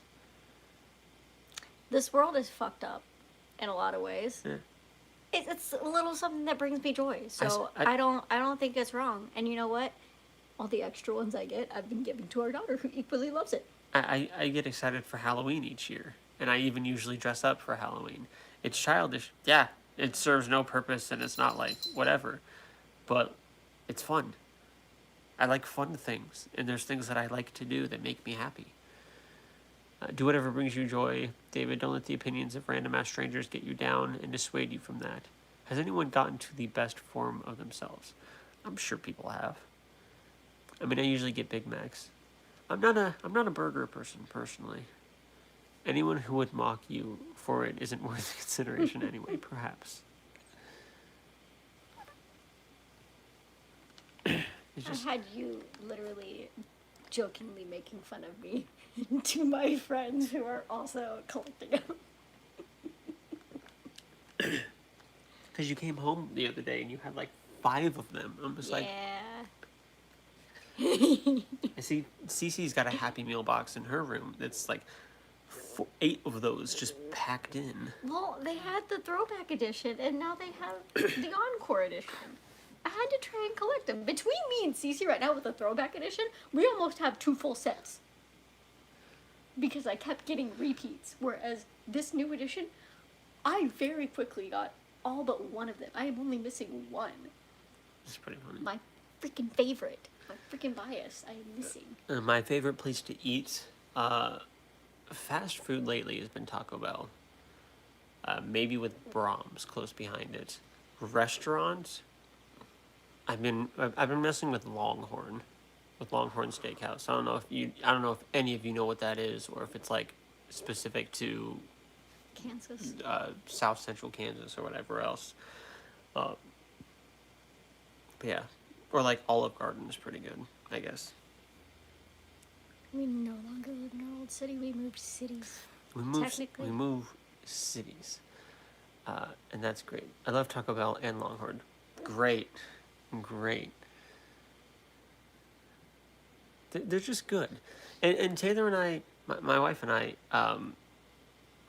never really went to like Longhorn, not really steakhouse people, but we went once because we had a gift card, and it was good. It was really good. I decided to try some new chicken thing, and it was amazing. And the so desserts are good. amazing, and now we love going back. I want to go back down there. I'm craving their dessert now. God dang it. I am of the belief we are always the best form of ourselves. There is always a barrier that could be broken. But who you are right now is the only you. You are doing your best. Assuming someone is doing their best, yeah. Maybe someone who has achieved the best versions of themselves. I'm still skeptical. I don't have those names. My favorite place to eat is whatever doesn't kill animals. They exist. I have not eaten at a Waffle House. Doom, what would those places be? Like, what places do you like to eat at that are more vegan friendly?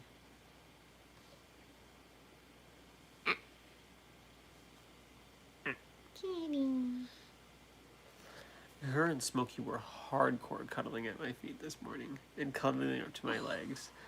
Like, they were embedded in the mattress and each other and my legs. Like, they were... They seem so much happier. They have all seemed so much happier and calmer. I'm happier and calmer in this house. So for those of you...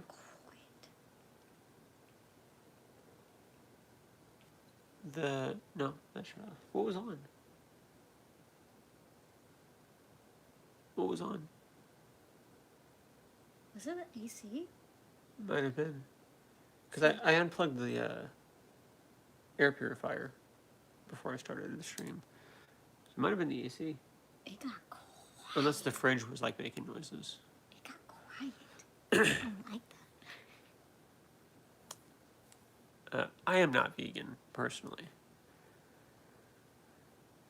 Everyone is doing their best. Nobody ever makes a choice that they feel is worse. People might not want to admit it, but there are valid reasons for prioritizing the short term over the long term. I'm sure there are some people who are a bit self-destructive, but overall,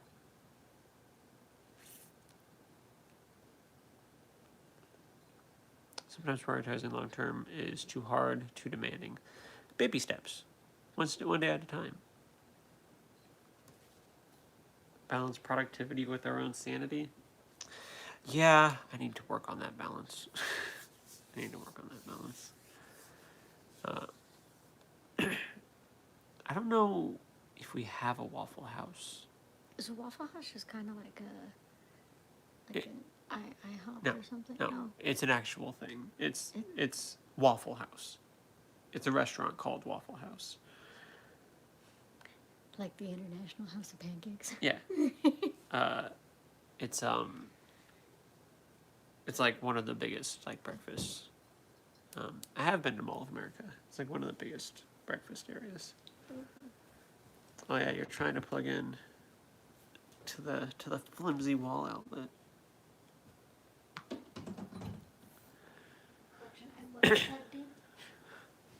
The cord got caught. I have had Cracker Barrel. My family used to go there quite frequently. If I'm ever to write a book, it is going to be called The Art of Forgiveness, because people are too hard on themselves and each other. I am great at forgiving others. I do not hold a grudge at all. But if I make the slightest mistake, I'm like cursing myself out. Just like, you're the dumbest human that ever existed. So I gotta work on the myself part.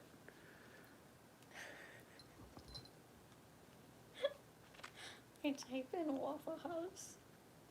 The first thing that popped up is a Huddle House. Don't freaking know what that is. But then the closest Waffle House is 165 miles away. So there was not a Waffle House nearby. Oh, no. I see one 142 miles. That might be the closest. Oh, there we go. Did you see the Google signed a 3-month propaganda deal with Israel? I did not. Anyone from Minnesota here? No. I've been there. I have family up there. I always liked going up there. We had big family reunions. I'm from Georgia. Huddle House is similar to Waffle House. I'm in Kansas. So the Huddle House is the closest thing to us. You do not have any Waffle Houses close. It's not really a thing. Yeah.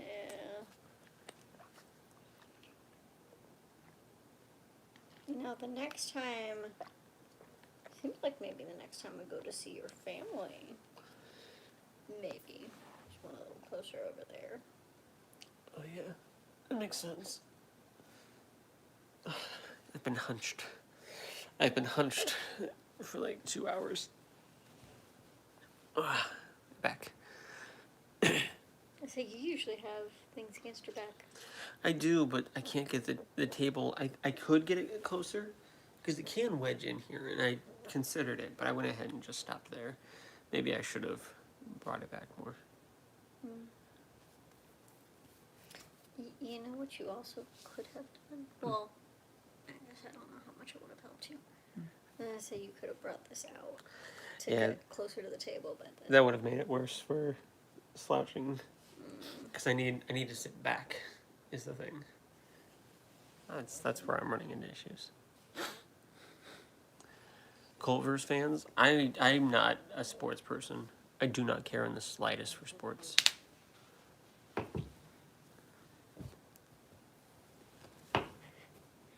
does he help at all? Do you think some people pretend to be LGBTQ plus for attention? It wouldn't surprise me. But I feel like most of them, especially in a country where they're kind of under attack, I'm pretty sure most of them are genuine.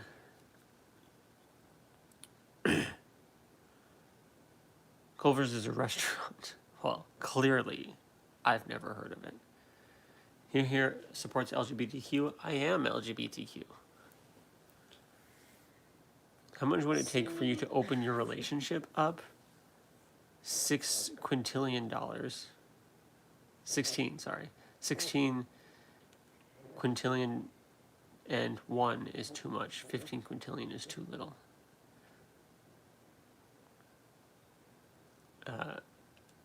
I mean, I often say I'm a hoe that can be bought. It's just got to be a good price. I don't share.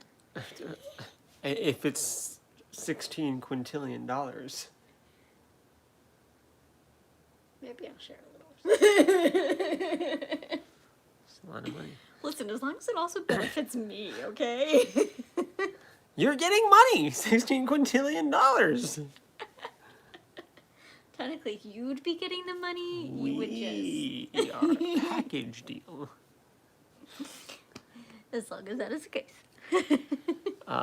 No, I'm gonna leave you. That's my out. I'm gonna leave That's you. your out? Yeah. You're gonna get me to agree to something like that and then just leave me and be like, bye, bitch. Yeah, take all the money with me. Have fun. Wow. I should be able to pay plenty of child support though, because you know the courts would Oh, yeah. ask that of me. They wouldn't let that slide. Rightfully so. How am I LGBTQ? I am non-binary and pansexual. And open it up for 1 millisecond and close it. Walk away with 16 quintillion. There you go. There you go. Especially if we're not like specifying what opening up is. Kissing another person is pretty open to me.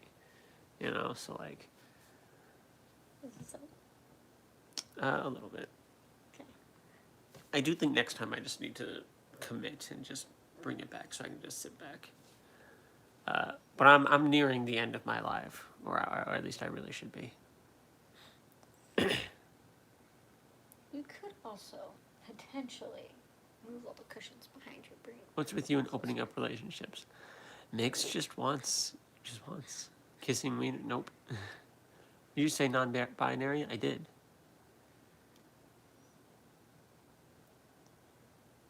And mixed, I'm going to go ahead and get rid of that. Hello, Dale. Here's advice. First, look into their beliefs in and of God and his foundation. See if it makes sense. Doesn't issue It is an issue is within the understanding of God's will and discerning God's will with the personal desires. Maybe. Non-binary and what else? Pansexual. I think 5-year-olds shouldn't be able to choose their gender. They're just too young. Well, nobody chooses their gender. It's what gender identity fits best with who they actually are on the inside. And I would agree that a 5-year-old probably doesn't fully know who they are, who they're going to be for the rest of eternity. And no one's... if a 5-year-old boy wants to wear a dress, I don't really think there's an issue with that at all. When it comes to the more permanent changes, I and many LGBTQ plus activists and many doctors and psychiatrists agree that that is definitely for much older. But it's just being yourself and being comfortable in your own skin. And presenting yourself in a way that best represents who you are on the outside. Especially when being able to do that has been shown to significantly decrease suicide rates among trans children. I'm all for it. Let Timmy wear a dress. I don't care. So you think a 5-year-old wearing a dress is okay? Why not? Kids still have some discovery to do. I think we just got to be open to it and not try to force them into a box or stereotype. Yeah.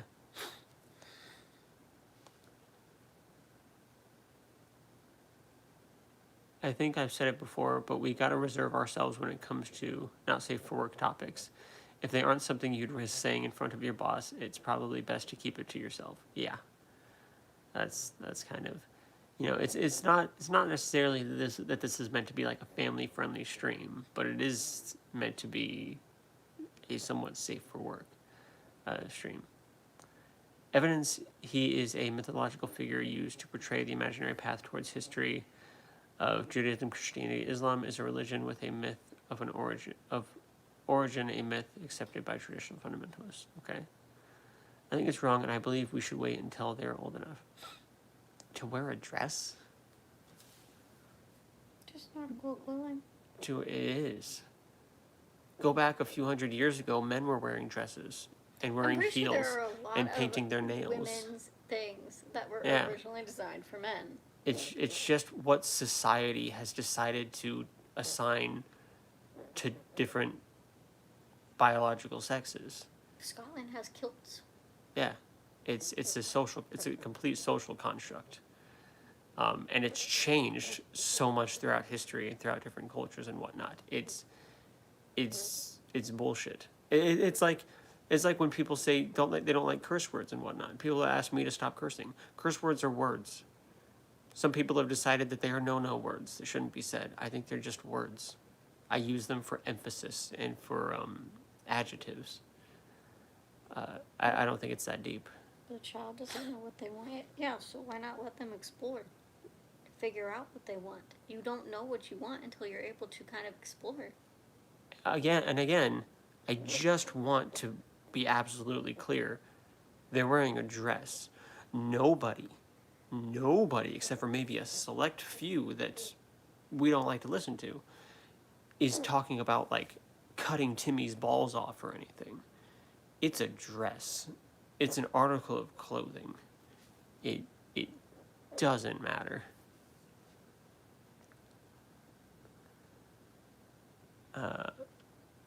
Some people have a transgender mind, and then slowly their brain shifts and they become straight. I've seen it. Yeah. And that's fine. Let them figure that out, though. Because once you try to grab the wheel and start steering them and be like, no, you can't be that way. No, you can't be like this. You can't be, what? That's when you start having issues. And if your child actually is trans and you're sitting here telling them that they can't be who they actually are, who they can't help but be, that is when suicide rates go up. Statistically, that is a fact. So, I don't know. We could continue to let kids keep killing themselves, or we can let little Timmy try on a dress. I don't know. I don't know. I think that in that same line of thinking, religions should not be pushed on children until they are old enough to decide for themselves if they want to learn about it. I absolutely agree. Too many kids are indoctrinated into religion, force-fed this stuff, manipulated and brainwashed from a young age. And it happens across the board. Christianity, atheists do it too to some of their kids. You just don't see it as much. But religion is all about indoctrination and manipulation of children. A lot of these kids would not come to religion if they weren't forced it, if it wasn't forced upon them throughout their entire life. I know our child's going to hear about religion considering Yeah. our families, but like we're not going to push anything But on her. if your child, when they're 5, wants to ask you about God or Judaism or whatever else, you can answer those questions at a level that is appropriate for a 5-year-old.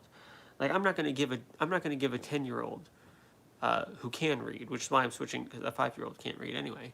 I'm not going to give a 10-year-old the Bible to read because no, the Bible is not a kid-friendly book. But I can discuss these topics with them at an age-appropriate time and let them They have like the children's Bibles and stuff. and let them figure it out. Let them keep exploring and stuff.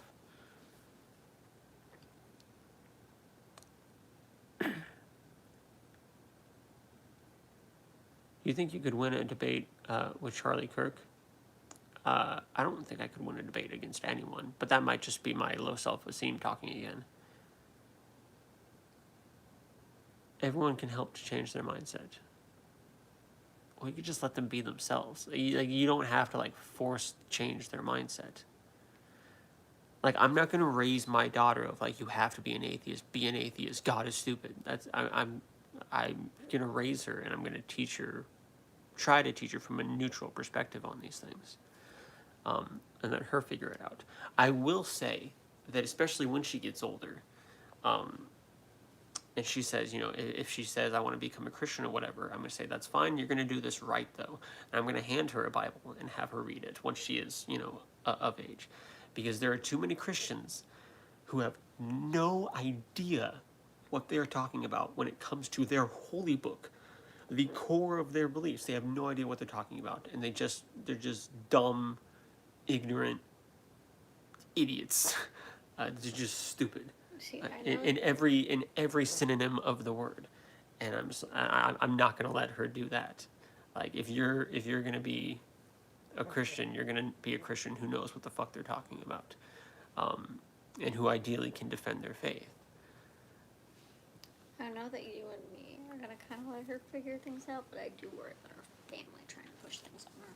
And I've already told our family, and a lot of them have already confirmed that they heard me when I said it. They were not going to play that game.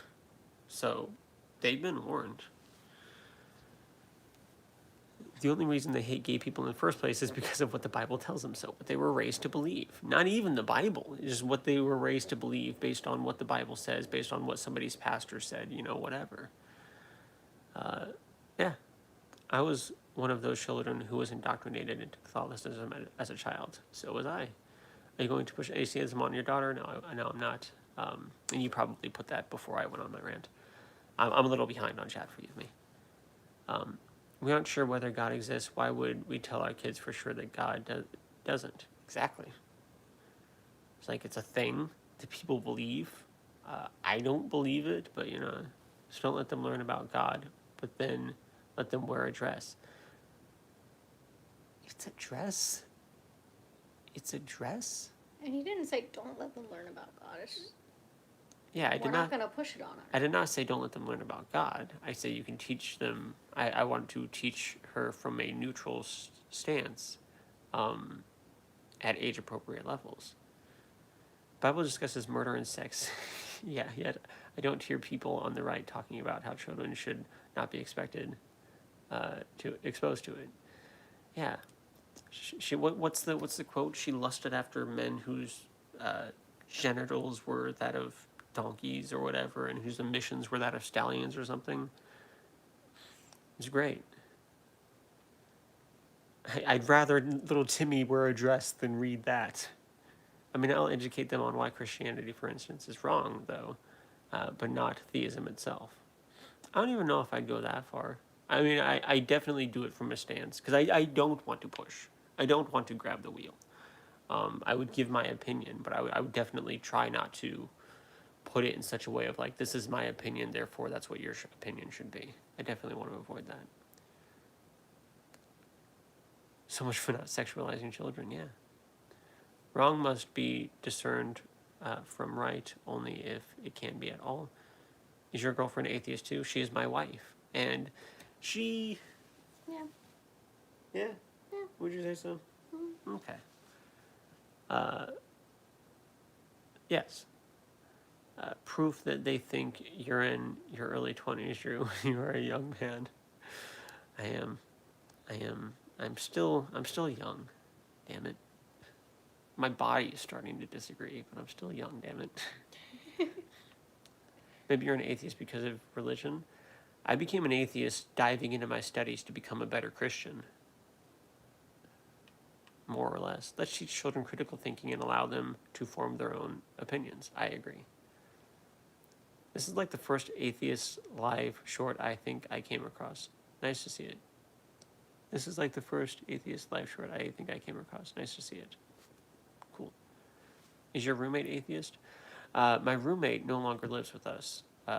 We don't have you anymore. It's actually pretty. It's actually pretty sad. It is very sad. It was a tear-felt goodbye. He got back on his feet, and he's ready to go tackle the world, and I'm so proud of him. But I haven't told you he called me today. Oh, yeah? I was working. He was here in Valley Center. And we weren't here. No. He needs to come over and see the house. He does. We weren't here. He's like, I had 30 minutes in between. But yes, places. he is atheist. He's like, I have 30 minutes. I was like, gosh dang it. Damn it all. So I texted him later on. I was like, when is your next day off? I was like, you need to get over here. And yeah, I was trying to figure out a day. I was like, I'm off next Tuesday if he wanted to come over after work. I was like, this is the next time we're all off together aside from our child's birthday party. And then he's like, I can't do that. I have to study for my drone license. He's like, this is absolutely ridiculous. I'm just going to have to move back in. When we remodel the basement, we'd probably have a room. I literally said, hey, once we fix up the basement, there will be more than enough room. I'm just saying. It'll be better sharing living accommodations than it was before, especially if we put a half bath down there. He'll have his own toilet and sink down there. Honestly, The family room could easily end up being like a small little studio for him, too. Yeah. You're pushing atheism on your daughter just by being an atheist. You are just what she looks up to. Not necessarily how it works. I've seen plenty of examples of people who were Christian but let their children grow up and find their own path, and plenty of those kids turn out to be atheists. So not necessarily. It definitely can be that, and there is definitely some influence. I just have to be careful because I definitely don't want to influence her too much. I don't want her to feel like she has to be an atheist. I never want her to come up to me and it to be a scary thing for, like, if she becomes a Christian. I don't want that to be like a whole like coming out experience, you know, where she's afraid that I'm going to reject her or kick her out or anything. If we get to that point, I have failed. So it is definitely about how you go about it and trying to limit that influence as best as you can. Don't believe in religion? I believe religion exists, but yeah, I don't really prescribe to any religion. I don't quite view Christianity as something up for debate anymore, and that perhaps makes me a really bad person to debate the topic. There are just facts about reality that can't be reconciled. I agree. I've thrown my back out twice this past year from sneezing. Damn. You're getting old too.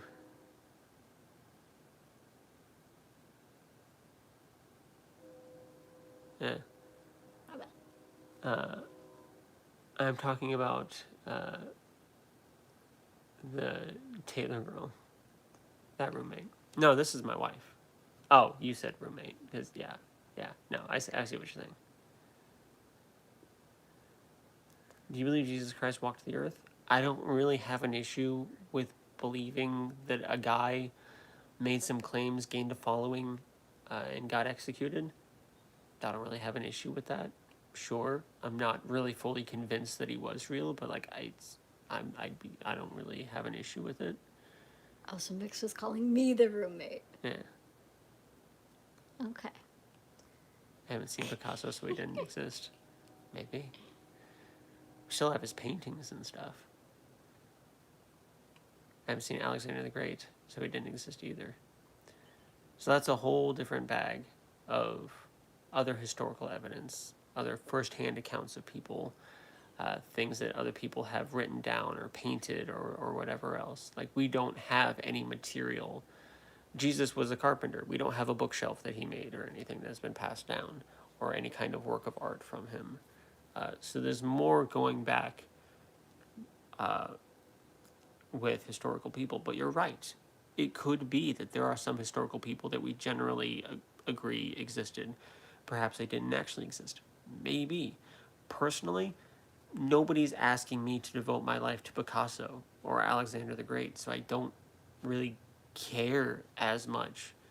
With the pushing of Jesus real, it's he's real and therefore you need to follow him and submit your entire life and your entire existence to him. You're going to need a little bit more of a better argument and better convincing if you want me to do that. Because if I'm wrong about Picasso or Alexander the Great, it doesn't fucking matter. You know, those aren't huge religious movements. You could be AI, Drew. I can't believe you're real. I could be AI. I suppose there's still a possibility if we assume there is a true version of Christianity that exists where the Bible got some things wrong. Maybe. But such a weak, cherry-picked ideology holds no merit. What is the Shroud of Turin? The Shroud of Turin, there's a lot of debate around the Shroud of Turin. It seems to be an art piece from the medieval period or Renaissance. I think medieval art piece. Seems to be the best explanation so far. Same with Jesus Christ. We have evidence that he lived. We also can't prove that you exist, Drew. You could be AI, I could be. Put up Halloween decorations too? Nice. Of course Drew is AI. You thought he was real. Who's to say that we are real? Who's to say that we are real? We could be living in a simulation. We could be in the simulation. In the simulation. I could be one of those accounts where, like, you know, I drag you guys around for like 3 years, and then I'm just like, boom, take off the AI filter, and like I'm not who I said I was, and it was all a ruse. It was all a thing to prove the dangers of AI.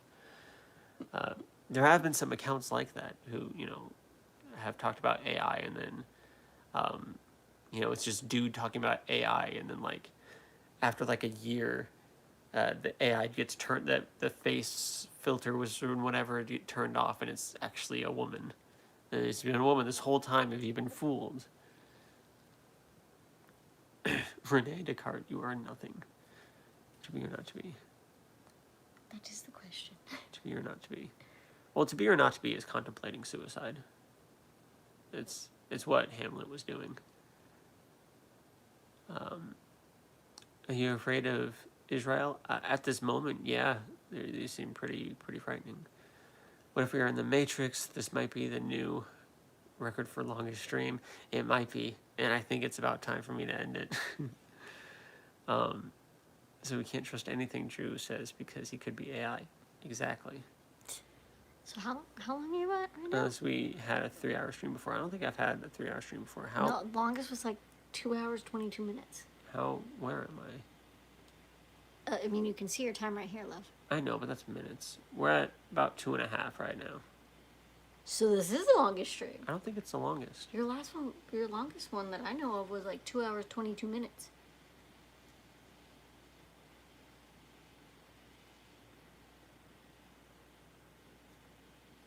I think you're right. 2 hours, 22 minutes was the previous record. So 154 minutes. What is that? it's, hold on, I got it here. 2 hours and 33 minutes. 2 hours and 34 minutes. Dang. Getting longer. I wanted this stream to be even longer. I wanted to start like closer to 8:39-ish. But I had something else going on. Keep him talking. Keep him talking. Go a little further. Should we just say fuck it and shoot for 3 hours? I don't know if I We can can do go that. further. I don't know if tonight's the night. I mean, it's only what, 6 more minutes? I know. I I think was we can talk for 6 more minutes. Get to 3 hours.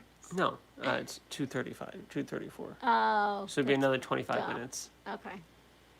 Don't mind me, I'm stupid. No, it's all right. Little brain farts. It's all right. It is also after midnight where we are. And I still need to Tired. shower and stuff before bed. We'll see. I have to work at 9 a.m. What if we lived a different life before? I love the idea of reincarnation. I'm not even looking at you. I love the idea of reincarnation. I love the idea of reincarnation. Oh, God. Yeah, I guess we can also check your catalog of streams. I do have that. We want world record. Do you think a child could be negatively impacted if they do not grow up believing in God? Do you think they could perceive the world as unsafe?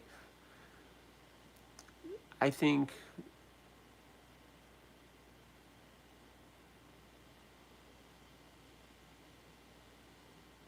I don't necessarily think perceiving the world as unsafe has to do with the existence of a God or not. And there's a lot of factors that play into things where not having a God could be a negative thing. And there are also factors where having a God belief could be a negative thing. So it's a little bit more complicated than that. You here loves gaming. I love gaming. Don't have time to do it anymore, but I love it. Don't bring up how long he has been on. That was a mistake for sure, Doom. I was getting ready to end it because I kind of wanted my cutoff to be at midnight, but it's 12:09 now and we're still here.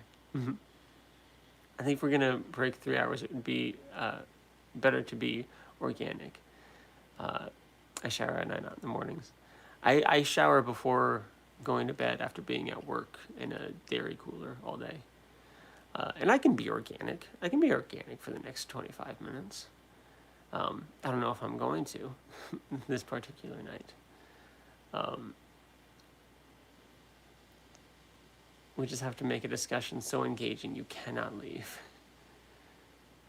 Is being homeschooled bad? Pros and cons. The world is unsafe whether they believe it is safe or not, but the truth will always prepare them better than the lie. Also, even Christians believe that the world is unsafe. The world, through the eyes of Christianity, is a fallen and flawed world. I definitely, being raised the devout Christian that I was, did not see the world as a safe place. I thought it was the fallen, demonic, heathenish world, and outside of this Christian bubble, which the evil heathens. And it was a really big point in my deconstruction journey because I went to Catholic school, K through 12th grade, and when I finally went to college, it was a secular college, and I remember the realization as I'm having these classes and these conversations with people who are atheist, who are these wicked, evil demons, heathens or whatever that I was taught to see them as. They were just people. If anyone watches Attack on Titan, if anyone has watched, I guess it's done now, but if anyone has watched Attack on Titan, go to the last season when Gabi has the realization about Paradis. That, and I'm not going to explain this context to you either. If you know, you know. Where she has that moment of there were never any devils on this island, only people. That hits hard with me, and that was my mindset when I got into like the real world, and I got a job, you know, in the public sphere. You know, I definitely stepped out of that Christian bubble. Um, there weren't demons everywhere. There were people, good and bad, just like inside the bubble. Um, so that was a huge point in my deconstruction. Gaming is fire. Bad for socialization, Elliot. Good for actually learning and graduating high school. There are systems. There are some homeschools. There are some, depending on where you live, your area might have some activities for homeschool kids, to get homeschool kids together to give them socialization. Much like if you're homeschooling them, you have to put in a lot more effort to make sure they're learning and whatnot. You also have to put forth that effort to make sure they're getting socialization. Because sometimes school isn't good for socialization. If someone's bullied or outcast or something like that, that's not always the best. So yeah.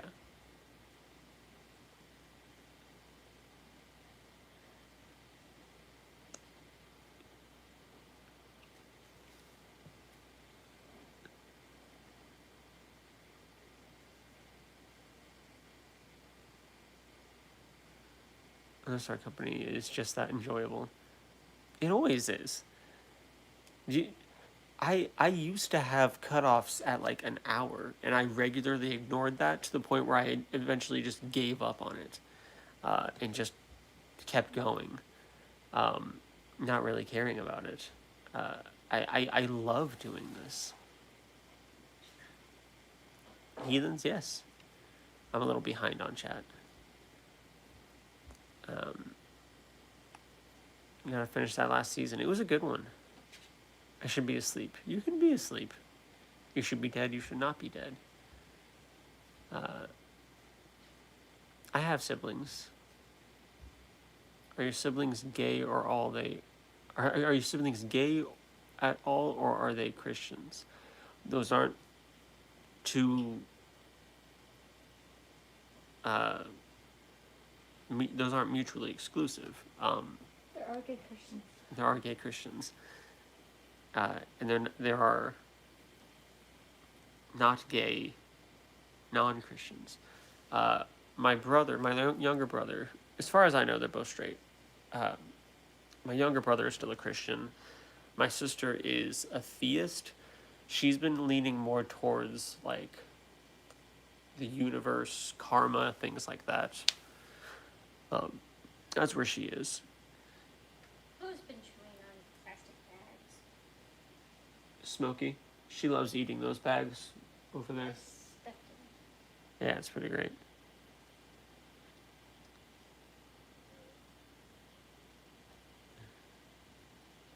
I have to start sleeps earlier so they don't impede sleep. Here's the problem with that. My daughter's bedtime is 8:30. And then she doesn't always fall asleep until closer to 9. Sometimes I don't get her to bed until, 9, and then she's up. Sometimes I get her to bed at 8:30 and she's up until 9:30. The 9:30, the origin of the 9:30 bedtime or the 9:30 stream time is based off of when that child falls asleep. That's what it is. And I also will take time to shower after I put her down to bed, and maybe get some more food in my system before. So, yeah.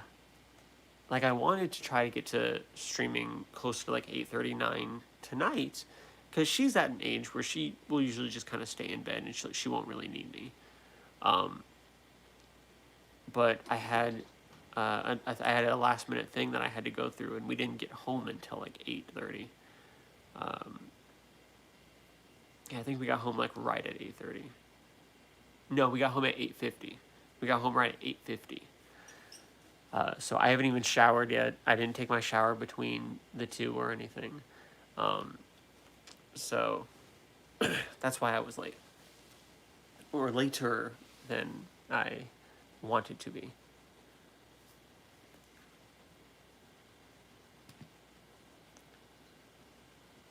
Do they accept you as a pansexual twink? For the most part, well, my siblings don't care. the rest of my family, for the most part, especially because I'm already married to a woman, so I'm not like acting on the homosexual stuff. Just as long as they don't check my porn history. Going to bed, good night. And are you going to be live tomorrow? I don't know. I always do lives, or I try to always do lives at 9:30 p.m. Central Standard Time every Tuesday night. And then I've been trying to add more streams throughout the week when I have the time and energy. But usually it's at least Tuesday nights. So I don't know. Probably won't be live tomorrow night. But I don't know. Love your shirt. You're so cute. Well, thank you. Sacrifice us for the greater good. Drew is married. Drew is married. To me. To this one over here. Hi. I have already gotten 14 likes in the stream. This was a good stream. Had a good conversation with Jay for about half of it. And then just got to talk with chat and stuff for the other half. Psst, psst, psst. Did everyone enjoy the rapture? Did everyone enjoy the rapture? It's so... 14 is massive for me. I've seen so many different videos of like different ways people were preparing for the rapture, people regretting, like people quit their jobs and sold out all their possessions. Drew, I think I might be convinced you are immortal. I wish. You look younger than me. And yeah, the rapture. Yeah, that happened. It's one of those things, like I wanted to go live so much last week because there's stuff to discuss. I got visited by missionaries at my doorstep. The rapture didn't happen. I got some really good comments that I'm not going to go through tonight. That I've been wanting to go into. I've been itching to talk to you, and a couple of you have reached out saying that you're itching to have me live. So I was waiting for it. We were just moving. All last week I was busy from like 9:30 a.m. to midnight. Every single day. It was awful. It was mainly those first few days while I was still on vacation to get all this done. And we did it. But yeah, and a lot of different people with different ideas. There was just a compilation I saw. There was one older lady, after it didn't happen, and she was upset that she wasn't in heaven with Jesus and her husband and whatnot. And then there was a younger lady with before it was supposed to happen, and she was getting emotional, saying that she only had a few days left with her kids. I guess her kids aren't going to heaven. Fuck her kids, I guess. I guess she doesn't think they're going to heaven. But it's interesting, just how different people view it and prepared for it. I mean, I'm pretty sure our family doesn't think we're going to heaven. So. Our family's praying for us. Yeah, I've never thought I was going to heaven, so it's whatever to me. So many people flew into the sky, it was crazy.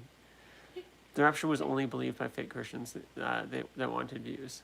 Some people really believe in it. There have been people in different rapture scares throughout the past 150, 200 years, at least, of people who have legitimately, like sold their possessions. This isn't the first time this has happened. People selling their possessions, people not having kids, people not really caring about where their lives are going or where the world is going because they think that in their lifetime, I mean, so many past generations, even more so than the individual rapture scares, you have generation after generation of people who genuinely think that they are living in the end times, that they are the last generation. So it's definitely been a thing. It's not. I don't think it's been for reviews. It's definitely been something that people actually believe in. Yeah, it was like the 23rd. The person said it was going to be the 23rd or the 24th, or the 24th or the 25th.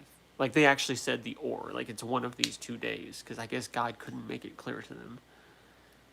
The rapture happened. We were just all unworthy. I mean, I'm fine with that. No one knows the day of the rapture. which is great. The amount of people who try to predict when the rapture is coming, and the amount of people who believe these predictions, even when Jesus said, no one is supposed to know. I'm not supposed to know. Jesus himself is like, I don't even know when all this stuff's going to go down. And he wasn't even talking about the rapture. He was talking about the end of days. The rapture is some misconstrued verse later on in the epistles. So it's a whole thing. It's a whole thing. Thank God for that one kid who was practicing the rapture, predicting the rapture would happen tomorrow every night. They postponed the end. I had that thought when I was a young Christian. I got to thinking about this recently. When I was a young Christian, I actually had that thought of like, what if we keep thinking that the world is going to end, and because of that, God keeps having to change the date because it has to be at a day and an hour where no one expects or no one knows. At least, in my kid mind, it's like it's got to be, when nobody expects it. So I do remember having that thought process when I was a kid of like, what if he is just pushing it back more and more and more? It was supposed to end in 2012. What if it was supposed to end in 2012? The world won't end when the rapture happens. It will be made new. It'll be a whole thing. And especially if you want to lump in the book of Revelations, it'll be a whole thing. And if you want to lump in what Jesus said, it'll be a whole thing. It is not just some people will float into the sky and that is it. There is a whole mess of things that are supposed to be happening. Like, God, when people say, like, the book of Revelations is coming true, the Euphrates River is drying up, which it dries up and fills up all the time, because that's just kind of what rivers do. And I'm just sitting here like, there's so much that's supposed to be happening around that's supposed to be, like, more obvious, I feel like. But yeah, I'm thinking of reading Revelations to learn more about the rapture. I don't know if the rapture is in Revelations. Let me look that up.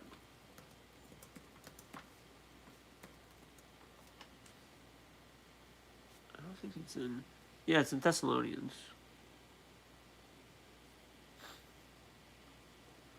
For the Lord himself will descend from heaven with a cry of command, and the dead in Christ will rise first.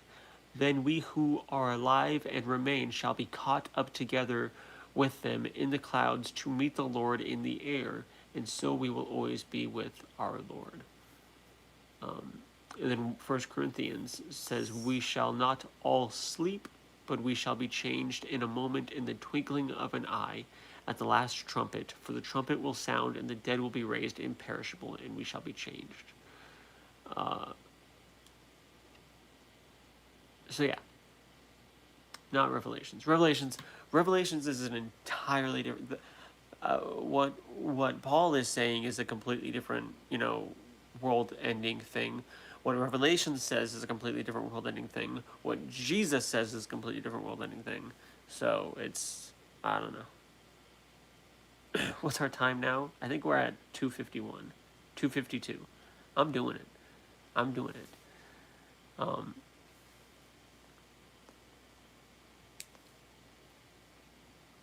It's like they forget what happened to their grandparents. Humans have a very, very, very, very, very short memory as a overall species, as an overall society. We have very short memory. We forget what happened to our parents. We forget what happened to us when we were younger, like that. And since we refuse to learn from and remember our history, we are doomed to repeat it. Which is kind of like what's happening in the U.S. right now, but that's a different story. The YouTube video interviewing people was pretty shocking. Yeah, just seeing all the different people talking about the rapture is insane. I just mean the end times, not the rapture. Yeah, Revelation is just good. Yeah, I'd recommend reading the whole Bible over and over. Even among protests against Benjamin Netanyahu, there was only one person thinking about the suffering of Palestine. Yeah. It's Stream lagging. Never mind, it's all good now. No, no, damn it, stream, no. You keep it together. You keep it together for 6 more minutes or whatever. I'm gonna be so upset if like the stream crashes at like 2 hours and 59 minutes or something. I'm gonna be so upset. I do not drink alcohol anymore. They all said different things because they were describing different parts of it. Perhaps. Who really knows? I feel like I'm just mainly going to pay attention to that. What's 180. Is it 180? Okay. How are Just you not take 6 monetized times- yet? Just take 6 times 3 and add a 0 to it. How am I not monetized yet? I can answer that question. How to earn money? You need... I think it's... Let me see here. Well, it looks like they changed it to 500 subscribers, which we got. I think it used to be 1,000. I guess they changed it to 500. 3 video uploads in the last 90 days, which I do. Especially because I do these weekly live streams and then they become videos. And then one of the following. That's something else. There's 2 different things. And then one of the following. 3,000 valid public watch hours. And that's an average in the last 365 days. I'm at 977. Or 3 million public shorts views, and I'm at 10,000. Or 1,000 subscribers and 4,000 public watch hours in the last 365 days, and 10 million shorts views, and I'm at 10,000. So I'm not getting the views. I'm not posting enough videos and getting enough views. My channel's not big enough. Is what it is.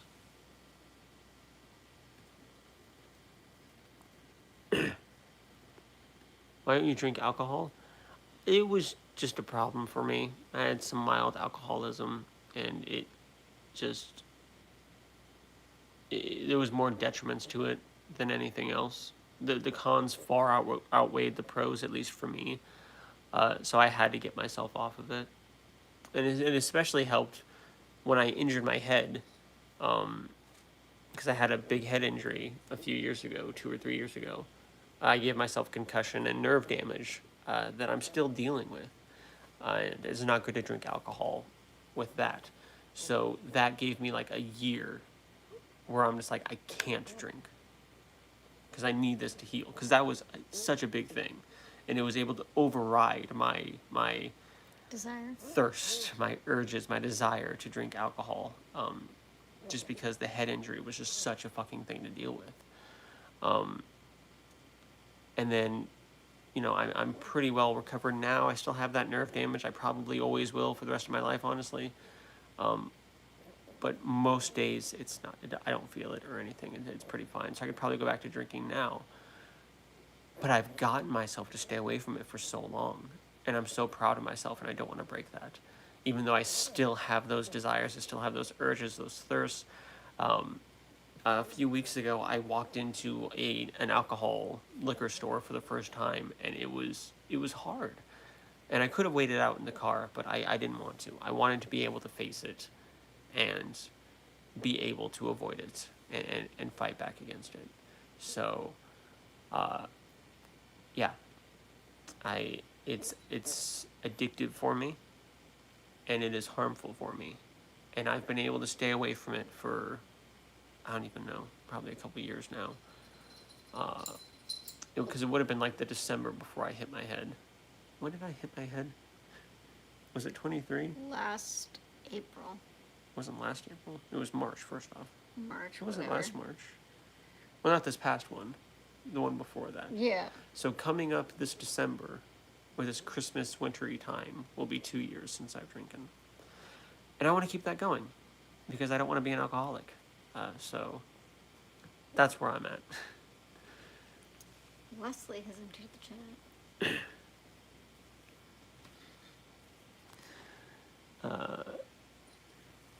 Why drink alcohol is the right question. Are you stressed? Is that why your eye is twitching? Probably fatigue. I have an eye twitch. Almost there. It's something I've had since I was a kid. 30 more seconds. And other like twitches and spasms throughout my body. It's fun. I've tried in the past to like hide it, to like not do it as much like in videos, but I've stopped caring. So you know, it's whatever. The other streamers I've been watching, 2 of them have really, really bad drinking problems. Yeah, it's not fun. They get up to like 3 minutes to drink. That's not good. Do met new people easy who, man, yeah, I do. I saw that comment earlier. You've been cheating on me with other streamers. Yeah, I saw that. Officially at 3 hours. Officially at 3 hours. Let's go. 3-hour stream. One of them was looking to go into a medically supervised facility. Whatever it takes to get them help. There's no shame in going and getting help. Lots of atheists have been addicted to alcohol. I was still a theist when I was addicted to alcohol. So there's that. Is when it was really starting. Because I've been an atheist for about 3.5 years. And I haven't drinking for almost 2 years. So I sobered up shortly after, like a year after I became an atheist. What was your drink of choice? I really liked tequila and like mixes with tequilas, like tequila sunrise and things like that. Margaritas, things like that were my go-tos. I also really liked wine. Wine was pretty good. If not, then I'd probably go for like Mike's Hard Lemonade or Smirnoff Ice or something. Kitty. You who walk in darkness, you know not the truth. Sure. Cat. I am white. What happened is that I encountered 2 random person streamers with 2 viewers, and I thought he was chill. Hey? Then he recommended other streamers, 2 of which are people dealing with alcohol. It's always good to support smaller streamers.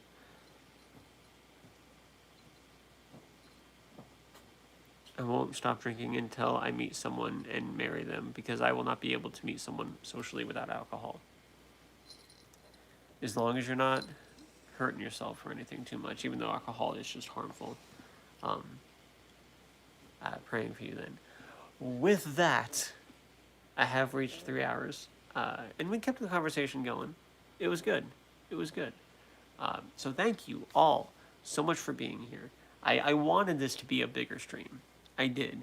A bigger, longer stream. My kind of welcome back, getting back into it. So I wanted to do it, and I'm happy I did. So thank you all so much for being here, for the support. Shout out again to Jay for another amazing conversation. I look forward to more in the future. Thank you for the 14 likes, the views. Some of you who have stuck around the entire 3 hours with me. I don't know why, but thank you for being here. I'm always appreciative when anyone gives me even a second of their time. So the fact that I have reoccurring people come into my live streams and stick around, and people who have stuck around for years, people who just sat with me for about 3 hours, y'all are awesome, and it means a lot to me, because I really enjoy doing this. I love talking about this stuff, discussing religions and whatnot. I love it. I love it. Expectation going forward is 3 The hours. expectation going forward is 3 hours. I might get there, honestly. I've been kind of pushing them because I just love doing this. I love doing this. I love making the videos. I love talking to you guys. It's awesome. I need to go to sleep now. So thank you. Sincerely, thank you so much for being here. Hope you have an amazing rest of your night, day, whenever you're watching this, and I hope to see you all again. Bye.